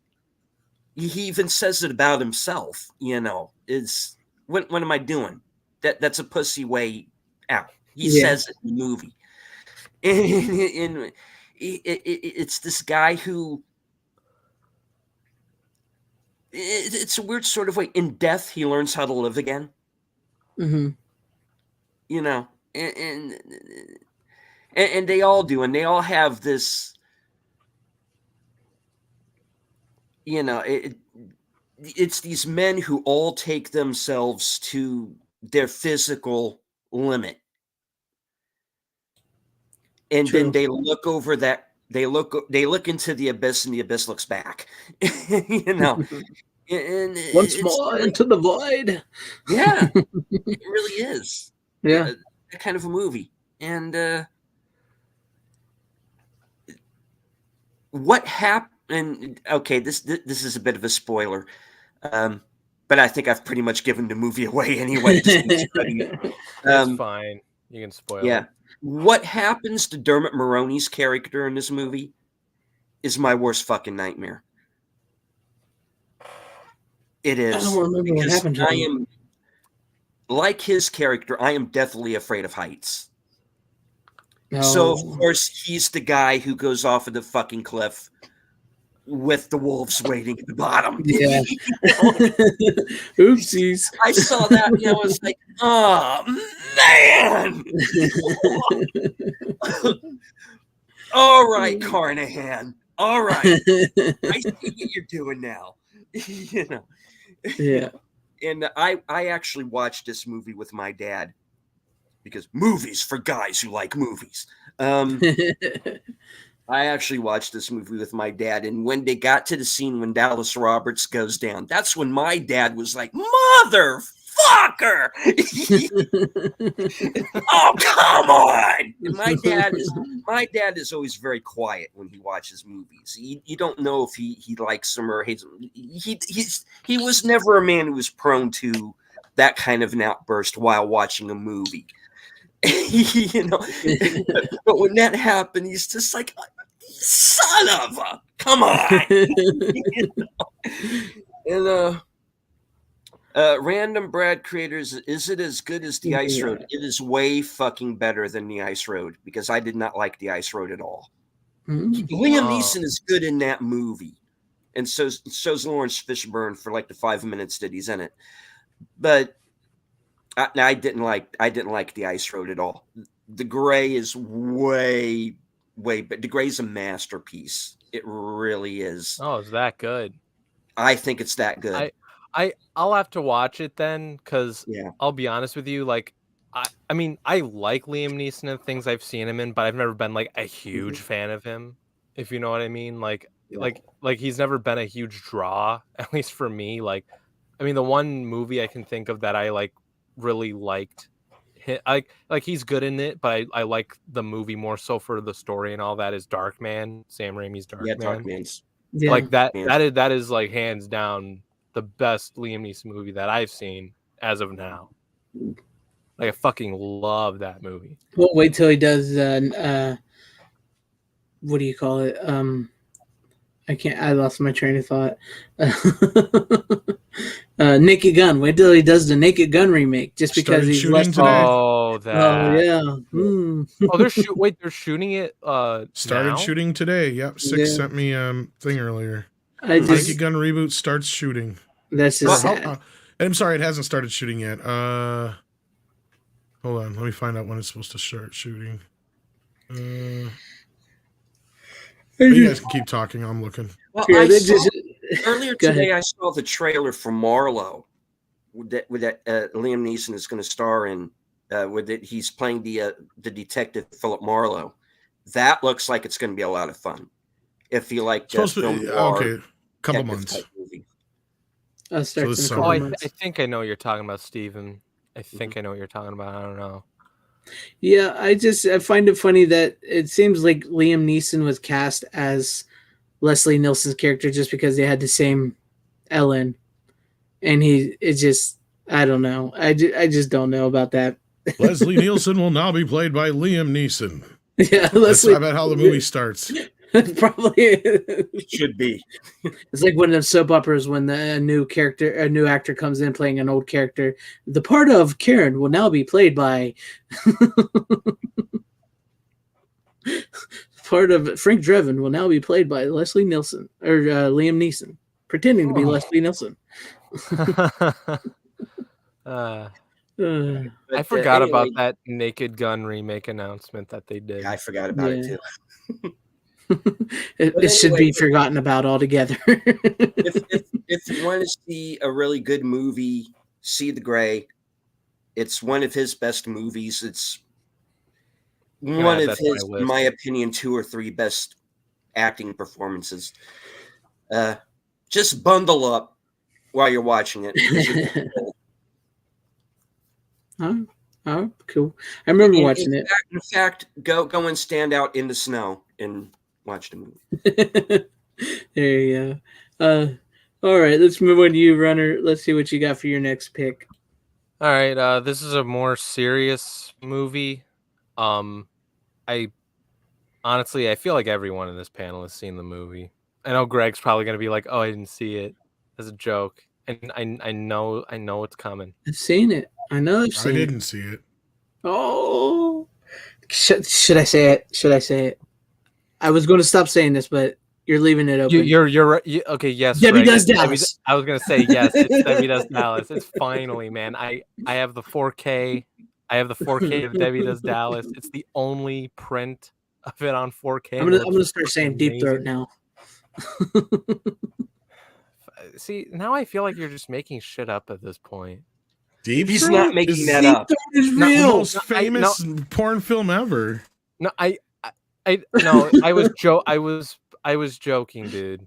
Like I assume that it's real because I'm not a fucking weirdo. Okay, I'm not. It actually showed in theaters. Yeah, it was huge in real theaters and stuff. Oh.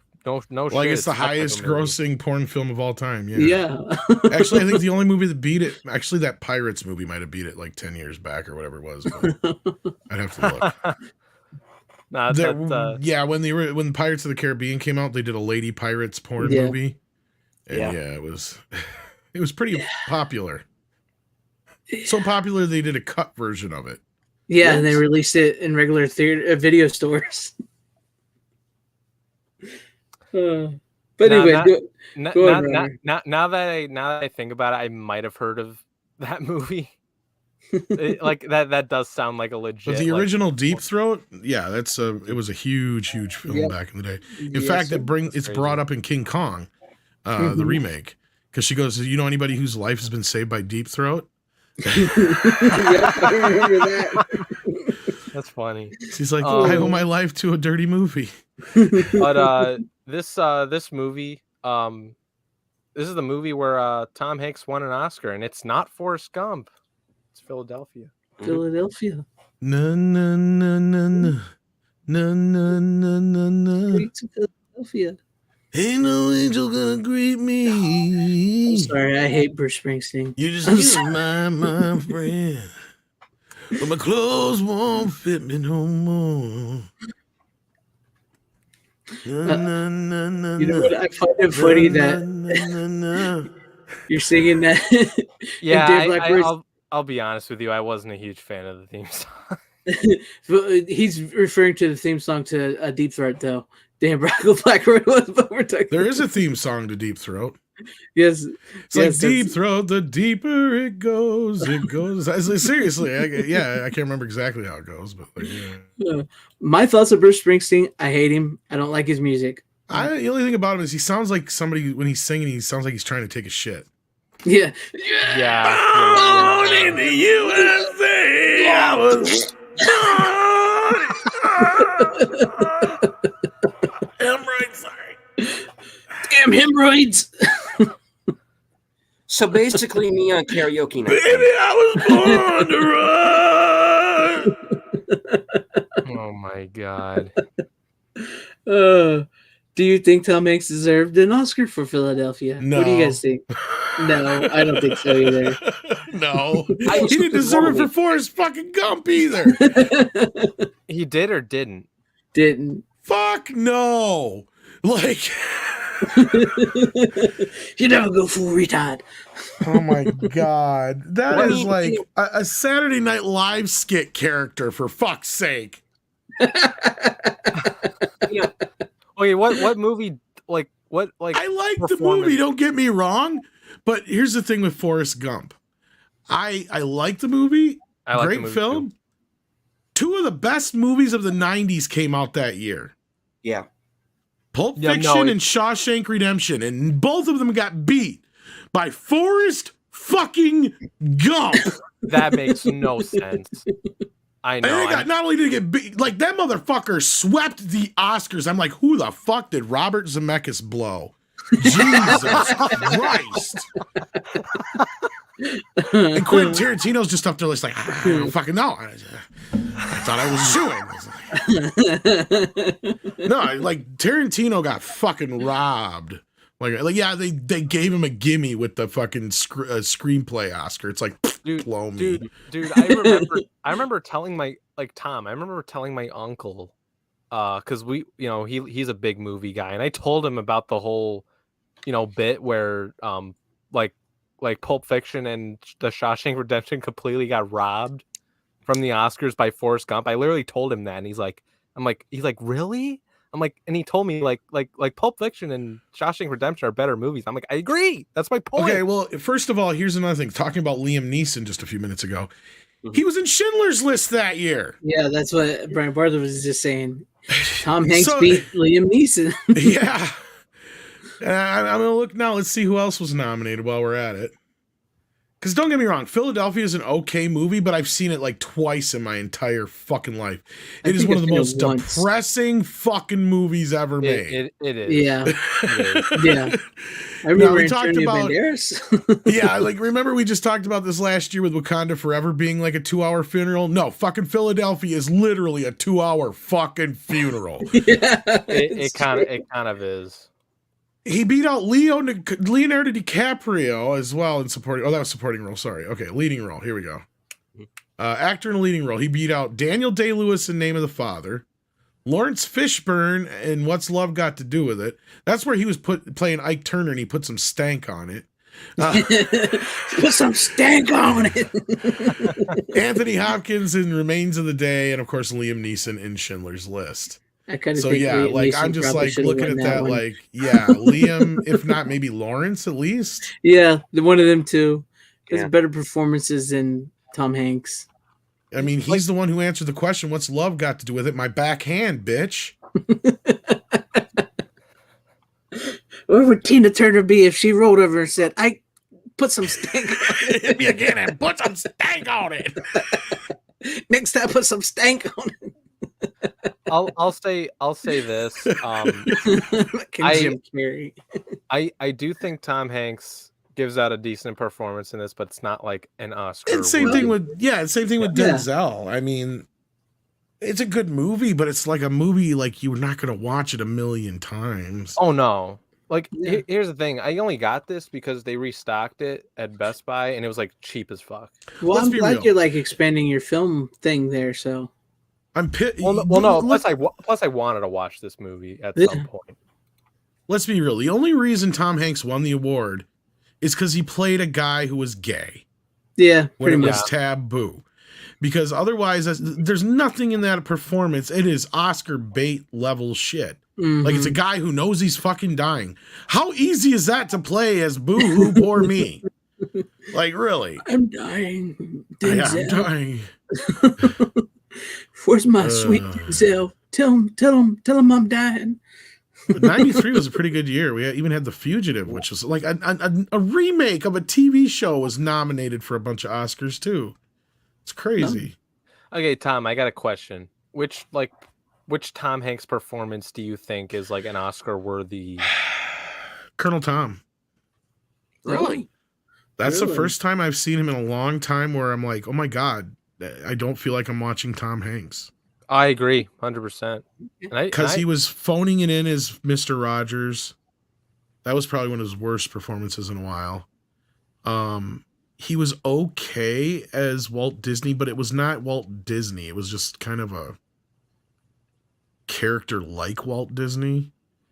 But as far as his other acting, like Tom Hanks has always been Tom Hanks, except for in Forrest Gump in Philadelphia, really. I mean, he's kind of... Yeah.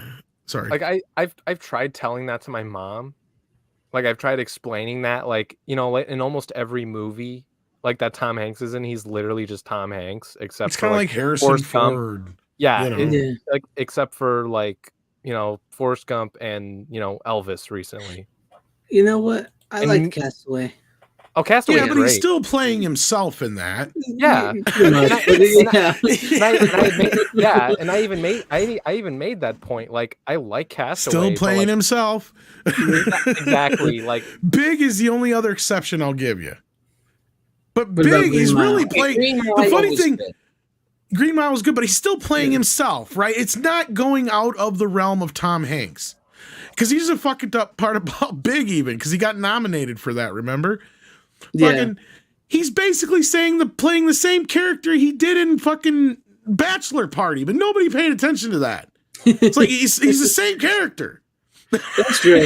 You know, I never really thought about that because I was going to say Big would be like the one I would think he would win. He's an overgrown kid in fucking. But yeah, it's basically the same person, isn't it? I haven't seen Road to Perdition. A lot of people. It's actually pretty interesting. I liked Road to Perdition. They're great movies, but it's not like he's stretching as an actor. That's what we're trying to say. Yeah. Bryant Barth, Saving Private Ryan's a great fucking movie, but it's literally just Tom Hanks in war. Exactly. That's my point. He never really goes too far out of this comfort zone. Road to Perdition might have been one that I would say, a little bit out of his comfort zone. He's the father of Superman in that movie. Yes, he is. Yeah, that's right. Yeah. Catch Me If You Can. He's doing a little acting there, but it's still a Tom Hanks character, right? Like, that's the problem with Walt Disney and him playing like Mr. Rogers and shit too. You know what I mean? Captain Phillips. So what about Sully? I didn't like Captain Phillips. I thought that movie was boring. He's That scene. Well, now in those two instances, isn't he? Well, sorry. Go ahead. The scene that he gets at the end, when he finally has the breakdown, that's a good scene. But they wrote his character in that to be a complete idiot. And you lucky bastard, runner. He makes all of the wrong. What's up? He makes all of the wrong decisions. You got the motherfucking slipcase. I didn't. Yeah. What's that Coca-Cola thing on there? Oh, this is a Coca-Cola ad for AIDS. Oh, Jesus Christ. Save the day. Wait, hold on. Yeah, I kind of liked it at first. I'm like, you know what? That kind of reminds me of the old videos. You know, when you'd get like a thing, it'd be like, hey, get a $5 rebate from Coca-Cola. It even comes with fuck this. that. Well, okay. I mean, yeah, cool. Support Red. AIDS. Support, AIDS stuff. But, like, yeah. Kind of a bummer. He's like, oh, cool. It's one of the little Coke. Oh, it's AIDS. Oh. It has AIDS. I can answer a question in the chat real quick. We're going to hell. Please do. Please do. Get us out of this, please, Steve. Yes, go, Steven. E-Man357 is asking, how about Sully? I liked Sully. That was a good movie, but it felt like it should have been a TV movie on History Channel. Sort of it, yeah. It's really short too. It's like really short. Look, Tom Hanks is so Tom Hanks that, like, I'm watching 1883 right now, and I'll be fucked if like he's in it for like a minute and a half and he pokes in the scene. And it's like, that's Tom Hanks, even though he's covered in fucking fake beard, fucking full Civil War regalia. It's like, that's fucking, he ain't said a word yet. It's like, that's Tom Hanks. Oh, was that 1883 or? Yeah, he plays a captain, and God, that movie show is fucking addicting. I tell you what, all of them are. They're all addicting. Yeah. But by the way, I don't mean to go back to this whole cover thing right here. No, but it's cool. Oh, come on, you jerk. He's just trying to rub it in. No. Listen to me. Like, I had the same exact reaction as Tom. Like, literally when I picked this up, like, they restocked this because I forgot. I don't even know when they released this on 4K. But it's been out for a while. Yeah. Yeah. So like, literally, like, and there's even another title that I think it's 5 years old if that's the 25th anniversary because it'll be the 30th this year. Yeah, because it's 25th. No, but there's another title I have that's a Sony one that I'm gonna show next that was like out like a while ago. That they just restocked these. And it came with the slipcover, so I was like, jerks. They did that to me with Die Hard as well. Oh yeah. But no, like I saw the sticker, the Coca-Cola thing. I'm like, oh, that's kind of cool. Coca-Cola ad. And then I read it, it's like fight against HIV/AIDS. I'm like, oh shit. Bummer.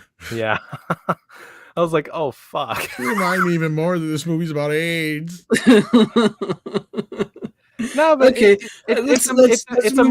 Here's the thing: it's a movie you should watch at least once. That's how Jenny got AIDS. Oh God! And by the way, going to Tyrell's oh, Tom, cancel. I'm going to hell. Jenny, is he like me? By the way, Tyrell. His name's Forrest Gump, just like me. I named him after his daddy. You got a daddy named Forrest too? It's because you're his daddy, Forrest. You dumb fucker. By the way, going to Tyrell's comment, he says, so does Clint Eastwood, Harrison Ford, Humphrey Bogart, etc. I understand what you're saying, and here's the thing.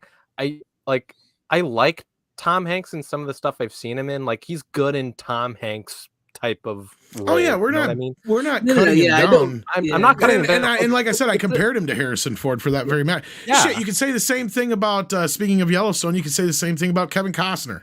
Oh yeah. He's Kevin Costner in everything. Yes. I was even making fun of him in Robin Hood, Prince of Thieves. It's like after a while, he just fucking don't even try. Yeah, like he started this Kevin Costner, not even fuck the accent shit. Yeah, because he starts out with the accent. And it's like, oh, where the fuck did that go? Like, it's gone, just gone. Like Tom Cruise is even the same. I'll admit it. Like he's Tom Cruise in almost every movie he's in. Yeah. Oh, Samuel absolutely. Jackson, Will Smith, same Will thing. Smith. Oh yeah, Will Smith, absolutely. I would say Clint Eastwood too. Yeah, but it doesn't mean they're bad actors. It's just like they know their their lane. And their lane. Yeah, that's another way of putting it too. Yeah. That's a good one. Schwarzenegger was another one where it was tough to get him to stretch too far outside of his range, just because. And actually, he's a better actor than a lot of people give him credit for. Because I've heard him speak when he actually can speak better English than he does in movies. He still talks that way just because that's how people got used to hearing him talk. Yeah, but of course, over the years, he's gotten better. For a second, I was gonna say Chris Pratt. If you want to go like modern actors, I would say Chris Pratt for like the longest time. But after seeing him in Terminal List, though, like that's a completely different fucking, completely different fucking character he plays. Because in almost everything he does is like he's literally Star-Lord. But in Terminal List, it's like holy shit, like this dude ain't fucking around. I have to see that. I haven't seen that show. Yeah, I think it's getting a second season, but like holy shit, he's starting to like really like pick up as an actor. Like he's actually trying to challenge himself, That's good.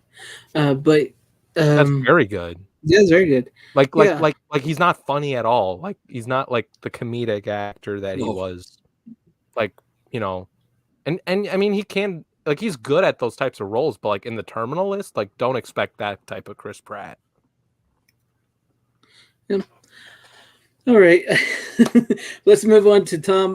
Tom, I know you only got one left, and I know we all sort of got. If we need to, but if we're all sort of early too, that's up to you. I was going to say we've been going almost 3 hours, so we might cut back, guys. I have two more picks. It's okay if we want to save one for next week. Yeah, save one for next week. We'll all do one more. So pick whichever one you want to talk about most. Yeah. Well, everybody was talking. There's this all this talk about these killer doll movies. And there's this movie about a girl who gets a killer like girl doll. In the wake of Child's Play. This is like typical thing. So I thought I better check this movie out and see what it's all about. And that, of course, is Dolly Dearest. Because, you guys thought I was talking about Megan? I thought it was Megan. Meg 3 and Meg 3. How do you... Yeah, no. Yeah, with the chick. She does the dance. Dolly Dearest. Oh.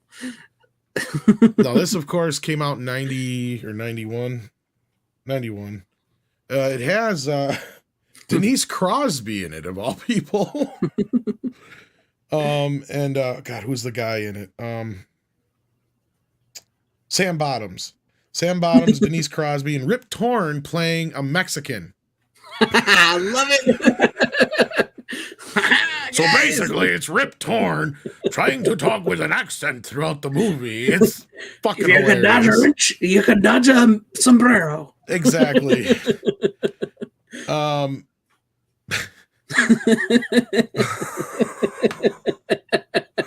It's not bad enough to be one of those movies where like, oh, it's bad. No, this is actually probably one of the better Child's Play ripoffs. Yeah. The story is kind of fucking stupid, but like, basically, Denise Crosby and Sam Bottoms are a couple. They have a daughter and son. They move to Mexico. They buy this toy factory that was used to be owned by this famous doll maker. And they come to find out that it's just trashed. So they like lost a bunch of money on that. And then of course there's this ancient burial ground that's right on the same property that Rip Torn's messing with. It wakes up this spirit that was supposedly this devil child that had the head of a goat. That's creepy. Was Rip Torn doing drugs when he did that? Yes. Of course, all the drugs. So but then the spirit I want to see this movie now. You're selling me on this movie. Enters the doll. And what's funny is there's another star in this movie, Ed Gale. Oh, yeah. So Ed Gale plays the various Dolly Dearest. So there's a bunch of them. They're all the same. Yeah. And I don't know who does the voice, but it sounds like some dude, but I'm a doll. It's like, I'm Dolly Dolly Dearest. Like, so that part of it, the animatronics, man, like you don't even see Dolly Dearest start to move until literally like almost an hour into the movie. But like the last 30 minutes are like a Dolly Dearest fest. And for that respect alone, and just, I mean, Denise Crosby's in the movie and she's just kind of floating through it until she asked something to do. And like, I mean, there's kind of a little bit of Exorcist here because the daughter is also being possessed at the same time. It's like a hodgepodge of all those movies. Kind of. It's interesting. It's not very horribly shot or anything. It's an indie film. It was released back in the day by, I believe, either Vestron or not Vestron, Live Entertainment or something. I can't remember which one it was. What company was it that did Trimark? That's what it was. That's why it was released by Trimark back in the day. So I always thought it was a Trimark movie. I did not know it was like an indie film that was picked up by Trimark. No. So, yeah, no, like, as far as like a B-level rip-off horror movie from the 90s, it was decent enough. What's up? I was going to say, was this around the time of Pet Sematary? Because it kind of sounded like it was because she's in Denise Crosby's in there. Yep. I was going to say, kind of, because like you were saying, like ancient Indian burial ground and stuff, kind of like. I'm pretty sure that's why they offered her the part because, I think Pet Sematary would have been 89, so this would have been 91, so it shot in 90, so yeah. Yeah. It sounds. I would watch. That's something. In some places, it was actually credited as Child's Play 3, believe it or not, for some fucking weird reason. And then there was some, I guess, confusion because it's some interview. One of the producers or whatever, I don't know if they were foreign or something, but it came across in a convoluted way to where they were trying to say, yeah, it's basically like a Child's Play 3, and they came out and saying like directly that it's Child's Play 3. So like there was this whole like confusion with it because this did come out just before Child's Play 3 eventually came out because this would have come out the year after Child's Play 2 did, and the same year I believe Child's Play 3 came out. So yeah. But yeah, I would totally watch that movie. That's my speed. You know that. You'd like it. Yeah, that's like right up there for what I would watch. I can't believe I've never seen it. I may have heard the name, but I can't believe I've not. Yeah, it sounds like something I would totally watch. Yeah, but it sounds interesting. I mean, you got piqued my interest. Maybe not Runners and Stevens so much, but you got mine. Yeah, it's definitely one of the better Child's Play ripoffs. Yeah, no, I'm my interest is not piqued. Not to say I won't watch it anytime soon. I'm probably not gonna watch it anytime soon. I'm gonna be honest, but that was funny. I mean, Greg, did you really think he was going to show Megan? Like, it's literally playing in theaters now. What's playing? Megan playing in theaters now? How do you know I didn't get a bootleg, motherfucker? Yeah. Why the fuck would you get a bootleg if Universal's going to release the fucking Blu-ray? I know. I'm just kidding. I thought about doing a review of it though, like, and trying to like sell it on the fact of Megan being out, but my time is probably running out on that. Have you seen? I would do it. I mean, they just announced the sequel today, so you still have a little bit of. Yeah, I saw that Megan 2.0. You still have a little bit of time. So. That's actually not a bad like. If anything, the movie's biggest, the biggest problem in the movie is that it's kind of padded and boring in the earlier parts of the film. Like the first hour feels like a whole lot of not much happens. Like it's like 40 some minutes until the first death. It takes a while. Yeah, and you barely see anything of the doll until, like I said, the last quarter of the film. And even then, it's really hit and miss depending.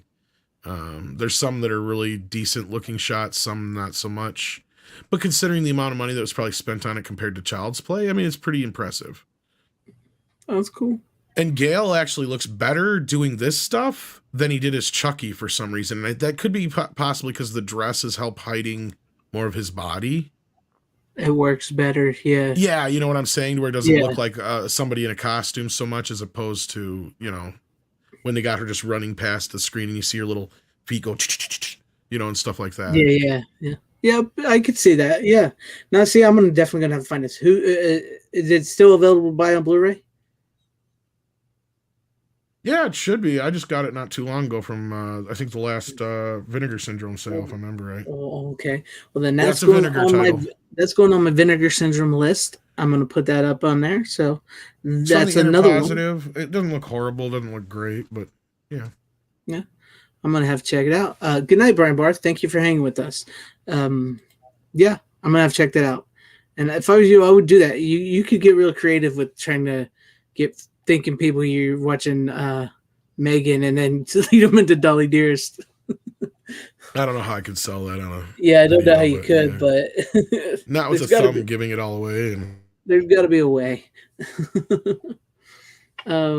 Okay, I guess we'll go to me, or is anything else?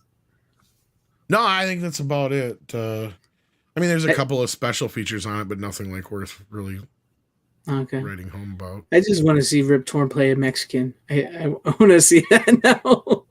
Si, senor.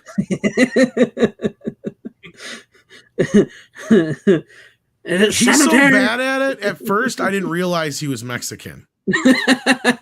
Like, I thought he was just like an American working there because he's like saying a few Mexican words to a couple of the guys.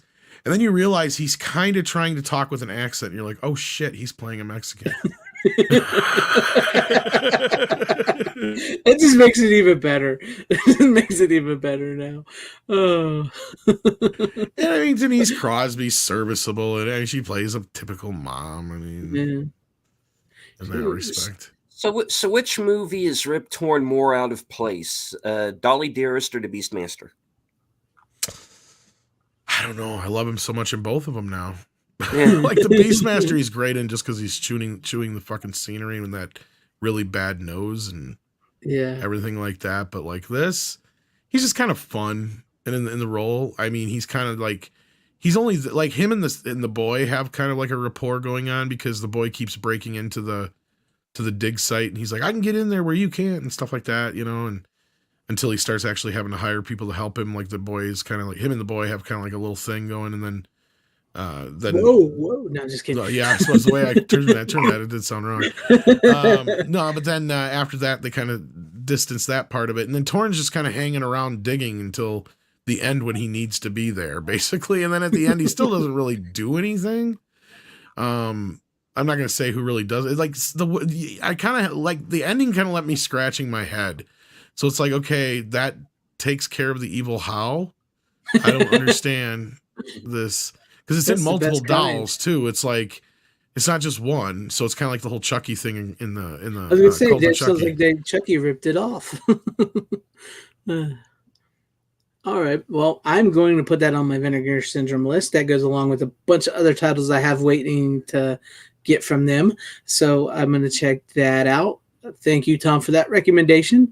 And with that, thank you. With that, I'll go into my next pick, and that would be No Holds Barred, starring Hulk Hogan and Tiny Zeus Lester. I had to watch it. It was brought up a couple weeks ago, and then last week Snowdub brought it up in the chat, and I was like, you know what? I have not watched that in a long time, and unfortunately I didn't get the Blu-ray, but I did get the DVD, which is, you know, I find it funny. I was looking this up. New Line Cinema actually put this out, but the movie is now owned by WWE Studios. So I wonder how they got that. Huh. Interesting. I think it was because he was. I think Vince McMahon was a producer of it originally. And so were producers of it. Yeah, so that's why, and through the contractual things, I'm sure. Yep, and it's digitally remastered, so it's not like a real scan, but it looks all right. It looks fine. But it is back then. Digitally remastered just means that they went back and they did a scan of sorts, but probably a telecine. Yeah, because what they used to do is telecine before they did the straight scans like they do now. Yeah. Depending, like that one's newer enough that I know it has a Blu-ray, so it's probably still an actual scan. Yeah. All digital mastering just means is that it just came from a digital master intermediate or whatever. Yeah. They just don't really put that on things anymore. They're all digitally mastered. Yeah, they're all digitally mastered now. But yeah, it's this movie. I remember watching this as a kid, and unfortunately, like I said, I didn't get the Blu-ray, but I did manage to snag a copy of the DVD before it went all out of print. It's so cheesy. It's so bad in parts, and they get away with, for this movie being a PG-13 movie that was geared towards young kids. It's awesome. You cannot get away with the stuff that's done in this movie nowadays, and I loved it. It was so fun. Hulk Hogan basically kills 2 people at the end of this movie. Spoiler alert. He legitimately kills 2 people right on TV. No problem. He throws Zeus off the balcony into the ring, kills him, and then the guy who really doesn't deserve to die, played by Kurt Fuller, who is chewing up the scenery himself as the evil television tycoon guy who wants Hulk Hogan on his network because he's this biggest draw, and his network's in last in the ratings because of him. And then Hulk Hogan turns him down, so he hires Zeus and to be the toughest guy. And he creates the UFC in this movie, because he makes an octagon and he calls it the toughest man challenge, and he has them all fight for real, supposedly, even though we all know wrestling is fake. But yeah, he really doesn't deserve to die, but Hulk Hogan just literally just like basically lets him get himself electrocuted to death for no reason. Because so it's like, okay, you just killed 2 people, but you're the hero. There was witnesses. What? There was witnesses. Yeah, there was witnesses. Self-defense. Self-defense. But I mean, it's a fun movie, and I'm sure you guys remember like one of the best. Well, not Runner. I don't know about Steven, but like one of the funniest scenes is when he beats up all them guys in the parking lot, and then he pulls the limo driver out, and he shit his pants, and he's like, "What's that smell?" And the guy's like, "Dookie." It's just like, what the hell? But it's a fun movie. It was a fun watch. I hadn't seen it in such a long time, and it was like part of my childhood. Hulk Hogan, it's just Hulk Hogan, man. Back in the day, regardless of who the man is in real life and what you may have heard about him, he was a big time star back in the day in the 80s and early 90s, and it was just it was a fun movie, and they just don't make them like this anymore, and I wish they did. But that was that. I watched that and it was fun. But yeah, there you go. Yeah, I'm not too into wrestling all that much. But here's the thing, like I've told this to other people, like if I had grown up kind of in that era like you did, Greg. Yeah. Like if I had grown up around the time where like kind of if I was like your age, I probably would have been a fan of that shit. Well, yeah, it was like Hulk Hogan was the man back in the day, and you. If you were into that, the moment, I don't know if you know about, do you know anything about Hulk Hogan at all? Not really. I was going to say, like, when he went over from the WWF to the WCW, he was sort of on the downslide. Mm-hmm. And, in popularity wise, it was the 90s. If things were changing, people were wanting more realistic, because he come from an era of like cartoon character type wrestling. Mm-hmm. And they did this big pay-per-view on WCW where these 2 wrestlers from the WWF came over, and it made it look like it was an invasion. And they said they had a third partner. They had a third partner that was going to help them take down this company. And then Hulk Hogan comes out, and you think Hulk Hogan's out there to help the other wrestlers, and he turns and he becomes a bad guy for the first time in his career. And it was very, very shocking. So that was just something, I know that has nothing to do with the movie, but that's just like reliving and thinking about that was very shocking. No, I understand. But then, then you kind of just fall out of wrestling because it becomes something different over time. Yeah, that's why it's not really. Yeah, I don't really watch it nowadays. But yeah, I just enjoyed No Holds Barred. It was like a classic 80s flick, cheesy, over the top acting, big fights. Just like questionable stuff that you really can't get away with today, and I absolutely love it. So yeah, like wrestling is not popular at all in my generation. Like no one talks about it. The only thing we like sometimes I would watch like boxing or MMA with like friends of mine, like in high school a few times. Like that's the shit that most people my age watch. Yeah, but that's my pick. Now, since we'll go do you, Steven, and you, Runner, and Tom, was that it for you, right? Because pretty much, we could probably call it a night. We've been going for 3 hours. Yeah, we'll do Steven real quick, and then Runner, and then we'll close it down. So what do you got, Steven? All right. Earlier, today, earlier in the show. I mentioned a movie that was originally supposed to be released in 2007. And that didn't happen for several years. And once you see it, you might understand why. And it's the Poughkeepsie Tapes.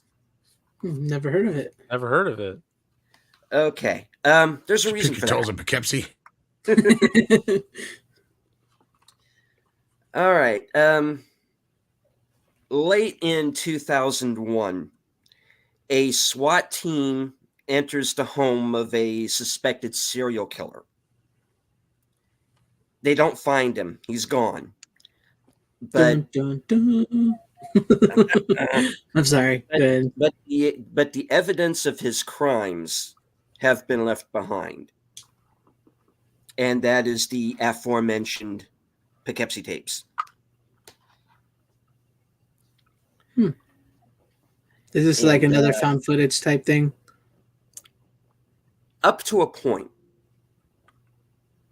Because it's really shot like it's an episode of Forensic Files or some true life documentary you would see on TV. And interspersed throughout that documentary, you get to see one of the tapes. And it gets pretty dark pretty quickly. I know I'm picking dark movies tonight. This is a truly disturbing movie, but it's pretty well done.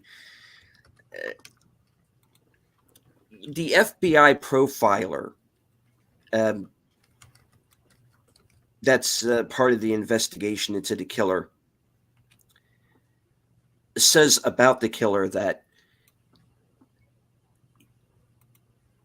he might not be good at much, but he's good at this. He's good at killing, and he likes it now. You know, it's basically he gets to the point to where it becomes like performance art.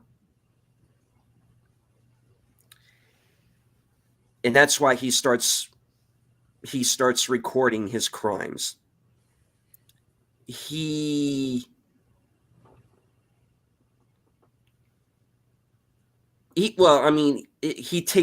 kills a kid in the first few minutes of the movie. You're going dark, man. It does go dark. But I'm going to tell you why. I am not frightened easily by horror movies. And this is a movie that doesn't show a whole lot. I mean, it does in a few sections. You hear the description of what he does. And that's when it becomes terrifying. Oh. You know,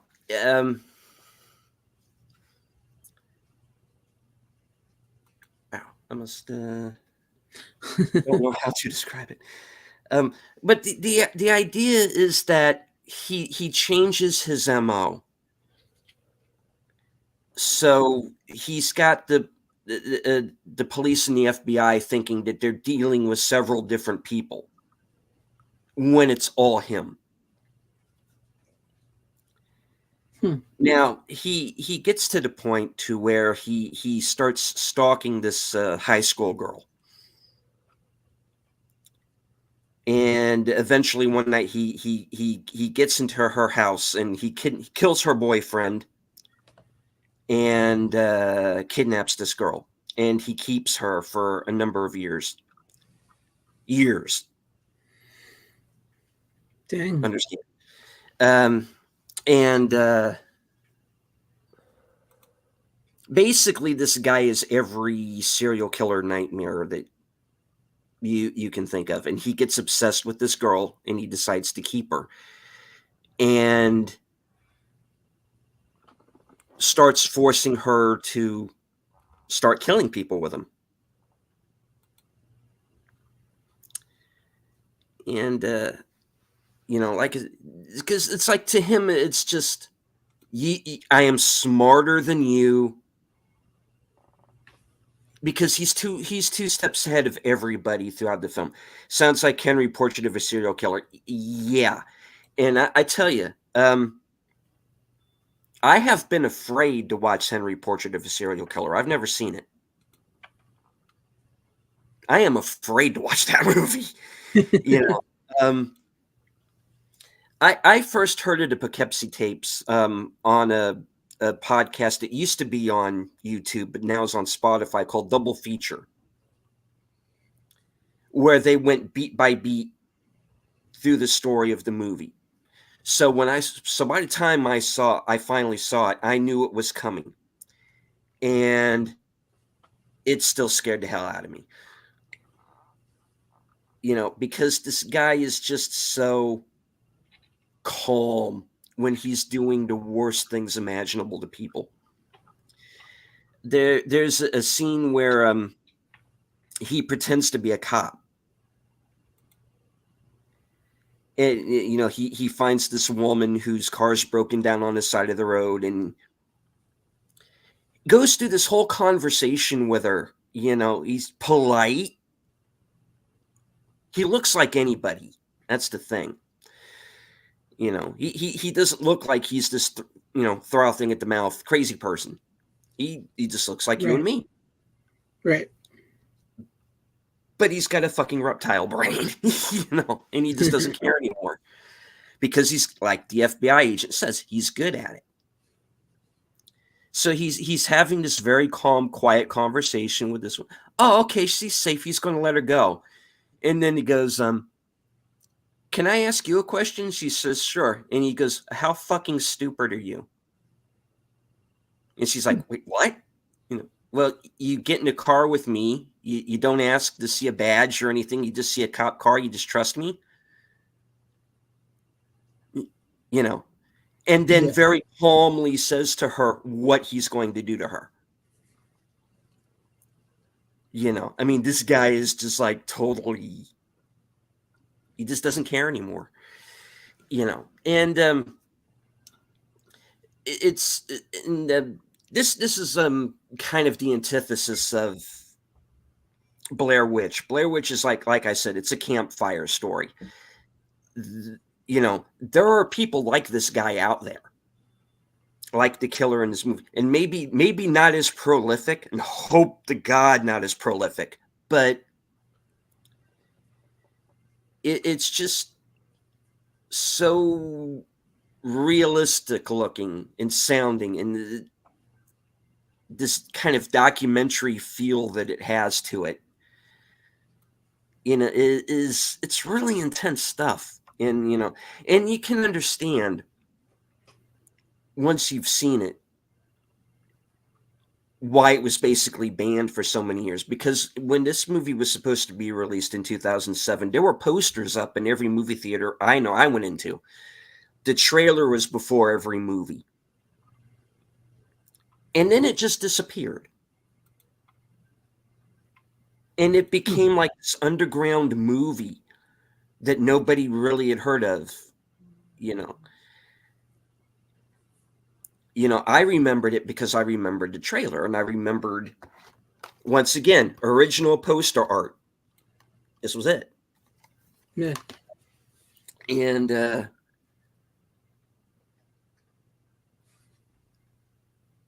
it gets so. It's one of those. Now, understand, it's very well done. It's a horror movie that works because it's genuinely scary, but it is one of those movies where you kind of want to take a shower afterward. Gnarly. Because it is gnarly, and because he's just so calm. It's funny to him. You can't catch me. He actually frames a guy. He frames a cop for one of his murders. And they execute the cop. And he basically sends a note to the cops going, congratulations, thank you very much for killing this guy for me. You know, I got the state to kill someone for me, so I didn't have to do it. Ooh, now, when they finally track him down and they break into his house and they find all the tapes, they also find the girl that he kidnapped, that he kept for I think like 7 years or something, they say. And she is just a total physical and mental wreck. And there's a scene in this movie where they try to interview her. And if did you ever see Quarantine? No. That was the remake of Wreck. No. Okay. Well, she's in Quarantine as well. But anyway, never mind. They have this because she married the director after making this movie, which is a very what?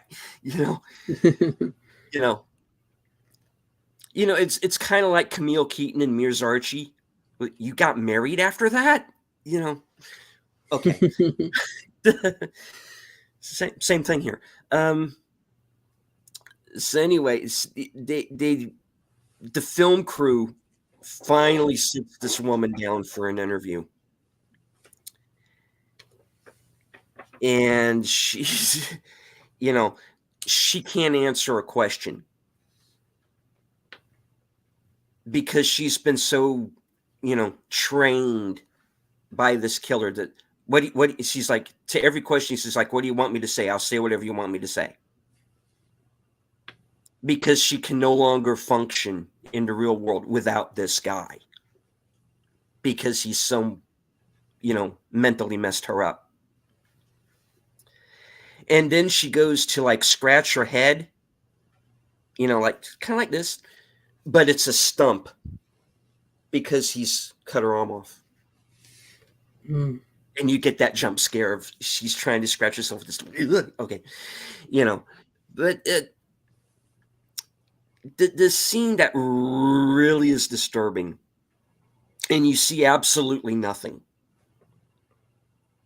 is there's the character of the FBI agent who has to watch all of the tapes because they're trying to get clues to the identity of this guy. And we're grasping at straws. We need whatever we can.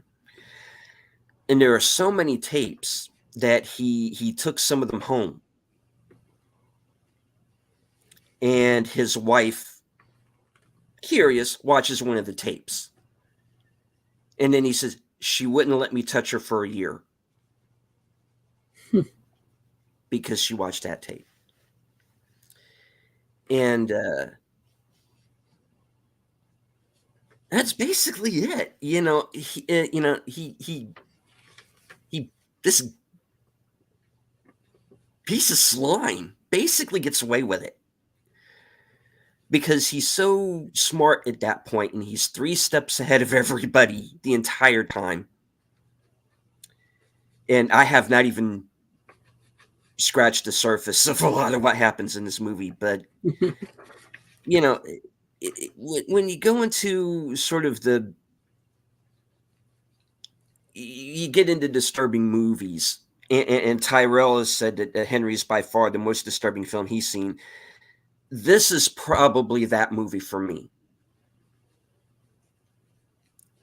And I've seen Cannibal Holocaust, and while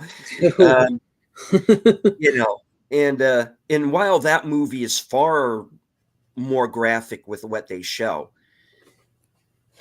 it's almost at arm's length because I'm not going to go into the jungle and mess with people like that. No. When you have someone who's essentially Ted Bundy, Ed Gein, John Wayne Gacy, Gary Heidnik, and all those guys basically all rolled up into one guy. Right. And he's Hannibal Lecter level smart. That can happen. That I can understand. That I can relate to. something that, I mean, obviously I can't relate that to being a killer because I'm not, but are you sure? It's just that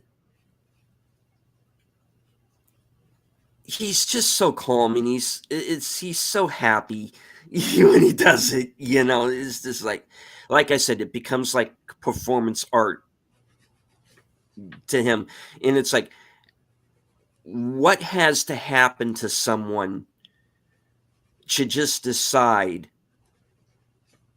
that I'm not only going to kill someone, I'm going to devastate someone. I'm not just going to kill their body, I'm going to kill their soul before I kill the body. And that's what makes the movie disturbing, and the fact that in the end he basically gets away with it. Creepy. And it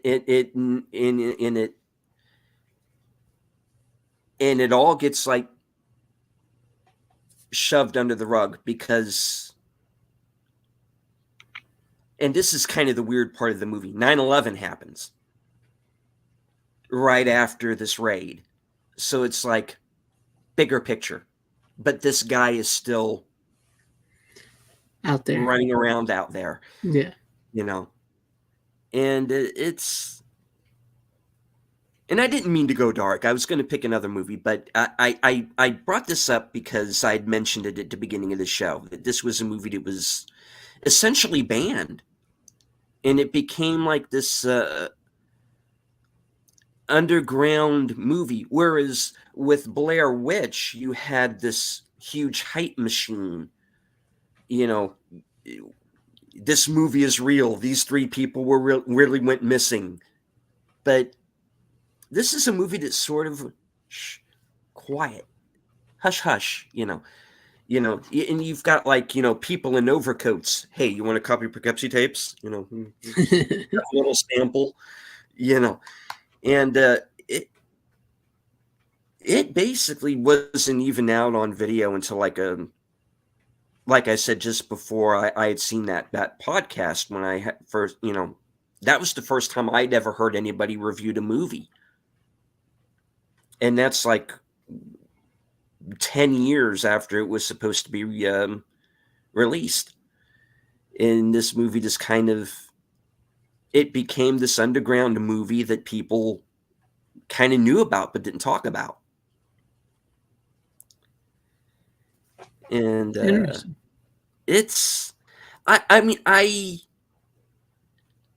am recommending it. I know that sounds odd. I'm recommending it because it's a horror movie. It's genuinely scary, and it's frightening in how realistically done it is. And you kind of you see kind of what why a lot of the cops that send after, who go out and try to catch serial killers, I don't know how they do it, because how do you not bring that home with you? They even asked that question in the movie. How do you not bring that home with you? You can't. How, that's when I realized I could not do that, because I would be at home sitting down to a dinner or trying to go to sleep, and my mind would be, this guy is still out there. What am I doing eating? What am I doing sleeping? Right. Where do you have to go mentally, not only to be the killer, but to catch a killer like the character in this movie? And you're made of stronger stuff than I am. Well, that's an interesting one. I don't know if I could watch it, but it's an interesting pick, something we've never heard of. Again, I'm not sure if I could watch that. Yeah.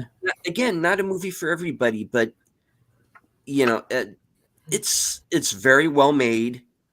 The acting in it actually is really good. The guy who plays the killer, who you never actually see his face through the whole movie, it's just like his voice. And that's the interesting thing. When I originally saw this movie, it was on YouTube. It was edited down by about 20 minutes. But it's still intense as hell. Some of the sound was off. It actually made the killer kind of sound like a chipmunk. Because there was this weird sound thing that kind of, raised the pitch of his voice. He sounded like a chipmunk, which just made things more disturbing, because you have this guy who sounds like, fucking Alvin and Theodore, But when you see the uncut movie, it's the proper sound and everything, and he just sounds like a regular guy, which again makes it even more disturbing. And I'm sorry to go so dark, and I had another movie in mind, but we can do that the next time. But I wanted to bring up a movie, at least one movie that I thought was good, that maybe kind of went under the radar, and this is a movie that got buried. And when you see it, you understand why. But it's so well done with the depictions of what's on the tapes and this sort of documentary type footage that's interspersed throughout. And if you're someone who likes scary movies and you haven't seen this, and I know and a lot of people haven't, then see it. But if you're kind of faint of heart, don't.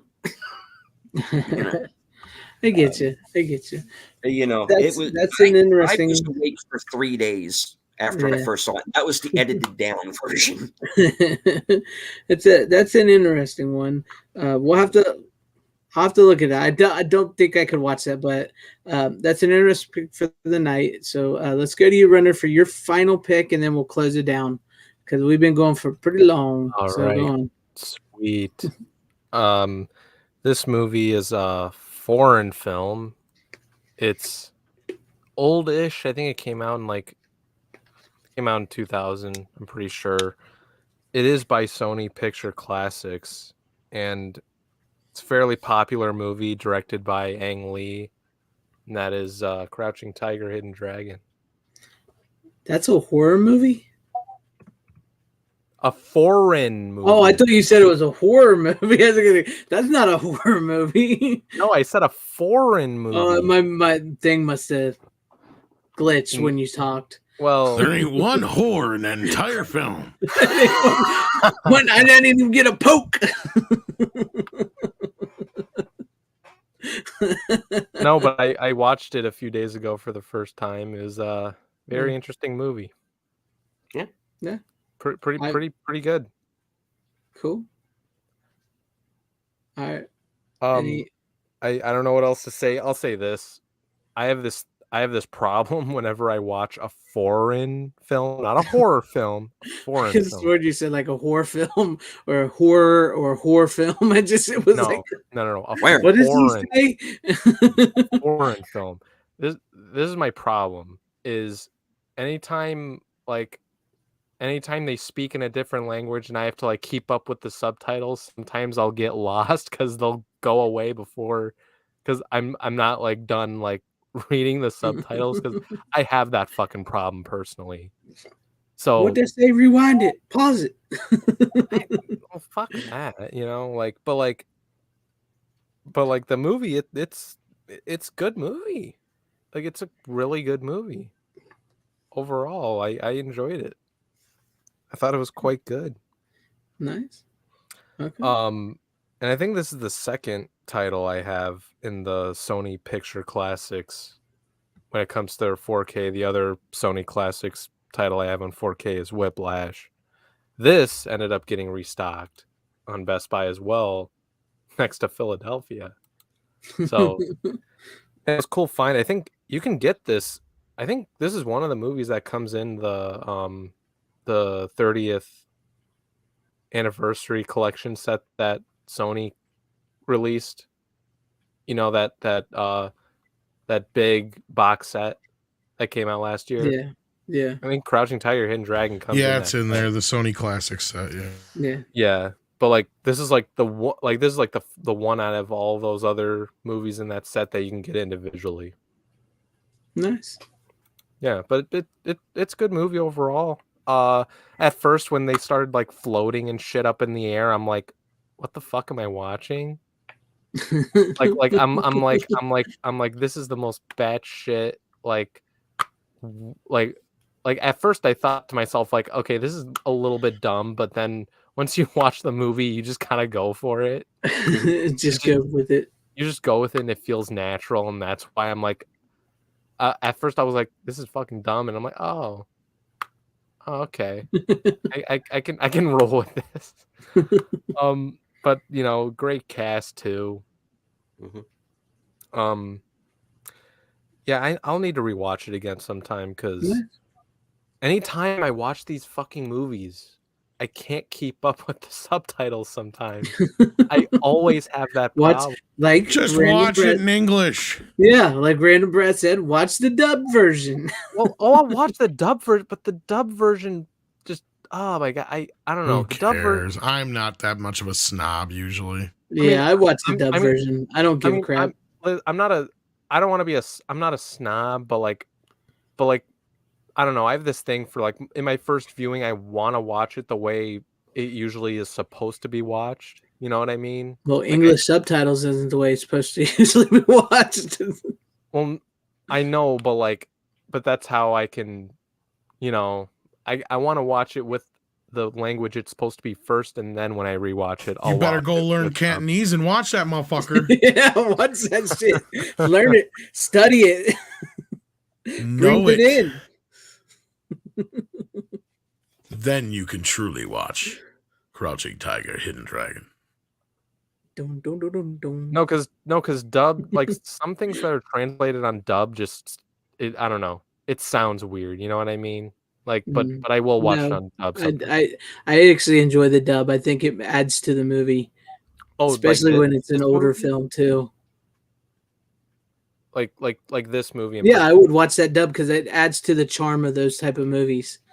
For how we see them in America. I'll watch it on dub then. Yeah, like a lot of the old Kung Fu Bruce Lee movies and stuff like that, and Godzilla movies. I grew up with the dubbed versions, so yeah, I usually do watch the dub versions, and I'm even happier if they have the original dub that I remember from when I was a kid. Yeah. Oh, okay, I'm with you on that. Oh, okay. A lot of the newer films, though, they do a better job with the dubbings, too. That's the difference. Like, back in the day, they used to take a lot of liberties. Yeah. That's where you get the whole, where the guy's still talking after they said it. Well, not just that. They'll change the entire fucking story. Exactly. Okay, didn't give a fuck. Okay, hear me out for a second. This is my biggest problem with the dub, and it's a minor thing. But this is just me.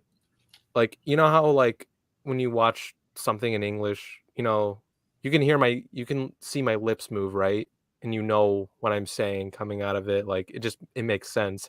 When I watch a movie that's a foreign language film and I'm watching it in dub, the lips don't translate to what like is the dub is. It's like that kind of Greg, I literally don't watch Italian horror movies in. Okay, Greg. Good dubs though. Here's the thing: is good dubs. They will actually a lot of the newer ones and that are done really well. They will rearrange They won't change what they're saying, but they'll rearrange things a little bit to where it looks like it's more naturally coming out of their mouths. Yeah. Well, like okay, but Greg, I literally said it's a minor. Like, okay, so like for instance, like if their actual translation is, "I just came from the train station." But if it happens to fit in the mouth, you know, better than, you know, I just left the train station. No, or something like that. You know, yeah, what I mean? Like yeah, they'll do little. Like I know that's really stupid, kind of like fucking, but like those kind of things once in a great while. But like some of the older ones, they used to act like I said, they would literally change like almost the entire story sometimes because like they didn't give a fuck. They would just go by what was on screen sometimes or whatever. They had a really bad translator or they just didn't care. Yeah. Well, no, if you could like translate it, like that would make sense within like the way they. We're getting to the point now with that new technology. We're going to be able to watch films with where it will look like the mouths are moving. Yeah. Yeah, no, the new that, AI stuff. That shit's if you can pull that off, that shit's impressive. I've seen it already. I've seen a scene of they've got some demos already of the technology. They showed a couple scenes of different movies in like different languages, and like not only is it in a different language, but they have the voice technology too, to where it moves the lips with whatever they're saying in the other language, but it also sounds like the actual actor. So like they had like a scene of Jack Nicholson saying, "You want the truth? You can't handle the truth." And then, you know, I come in with German and it's like, you know, like whatever it was, you know, like it just sounded like Jack Nicholson talking. Yeah. Hurdy burdy gurdy, hurdy burdy truth. That's funny. I get you, man. And I'm not saying you have to agree with me. You don't have to. No, but I think that'll be really cool when we get to that point, because I mean that'll probably be something that you'd implement from your player, I would imagine, because I doubt they're going to put all those layers on a disc. No, it would probably just be a technology that just kind of reads the, like an algorithm kind of thing. We'll get there. A couple of years.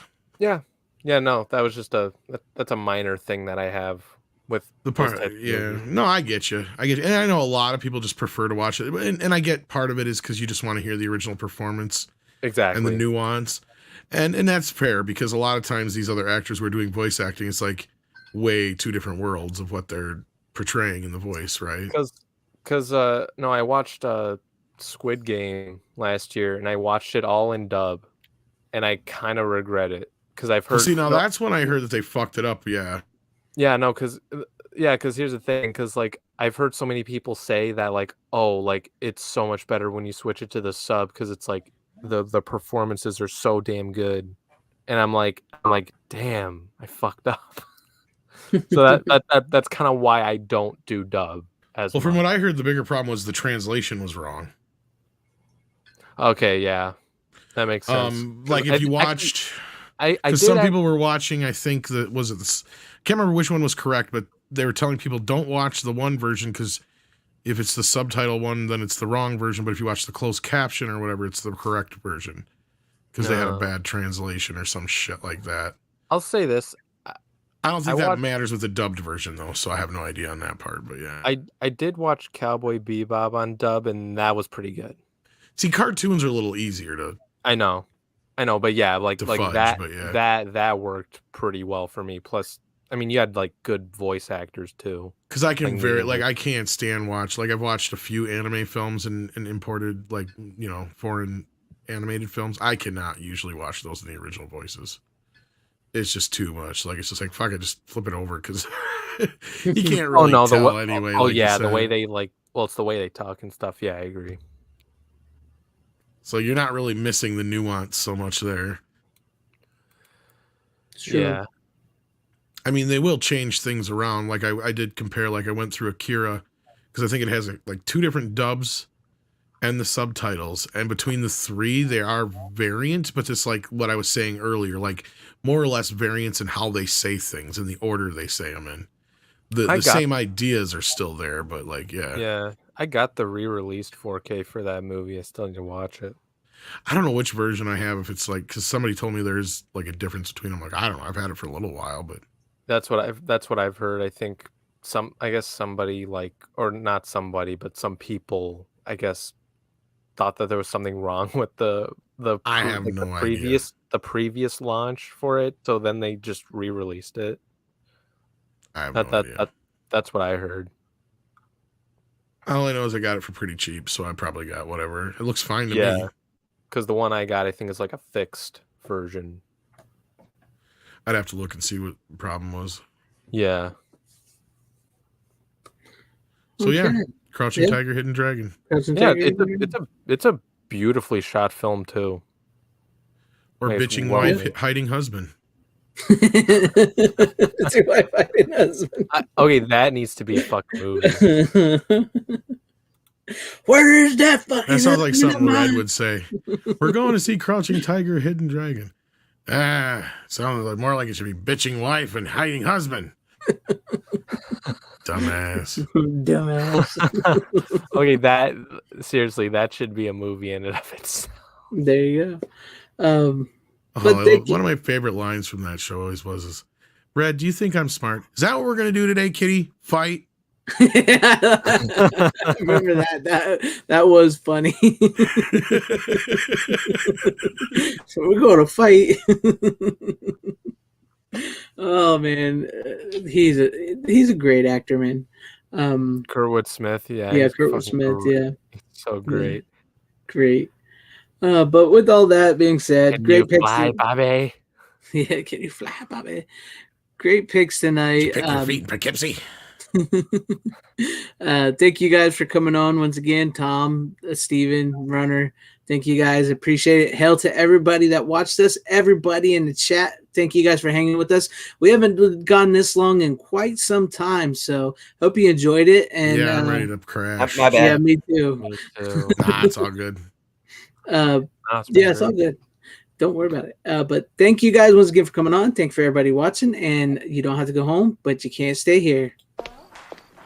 How you doing? Bitches leave. You'll have a better plot.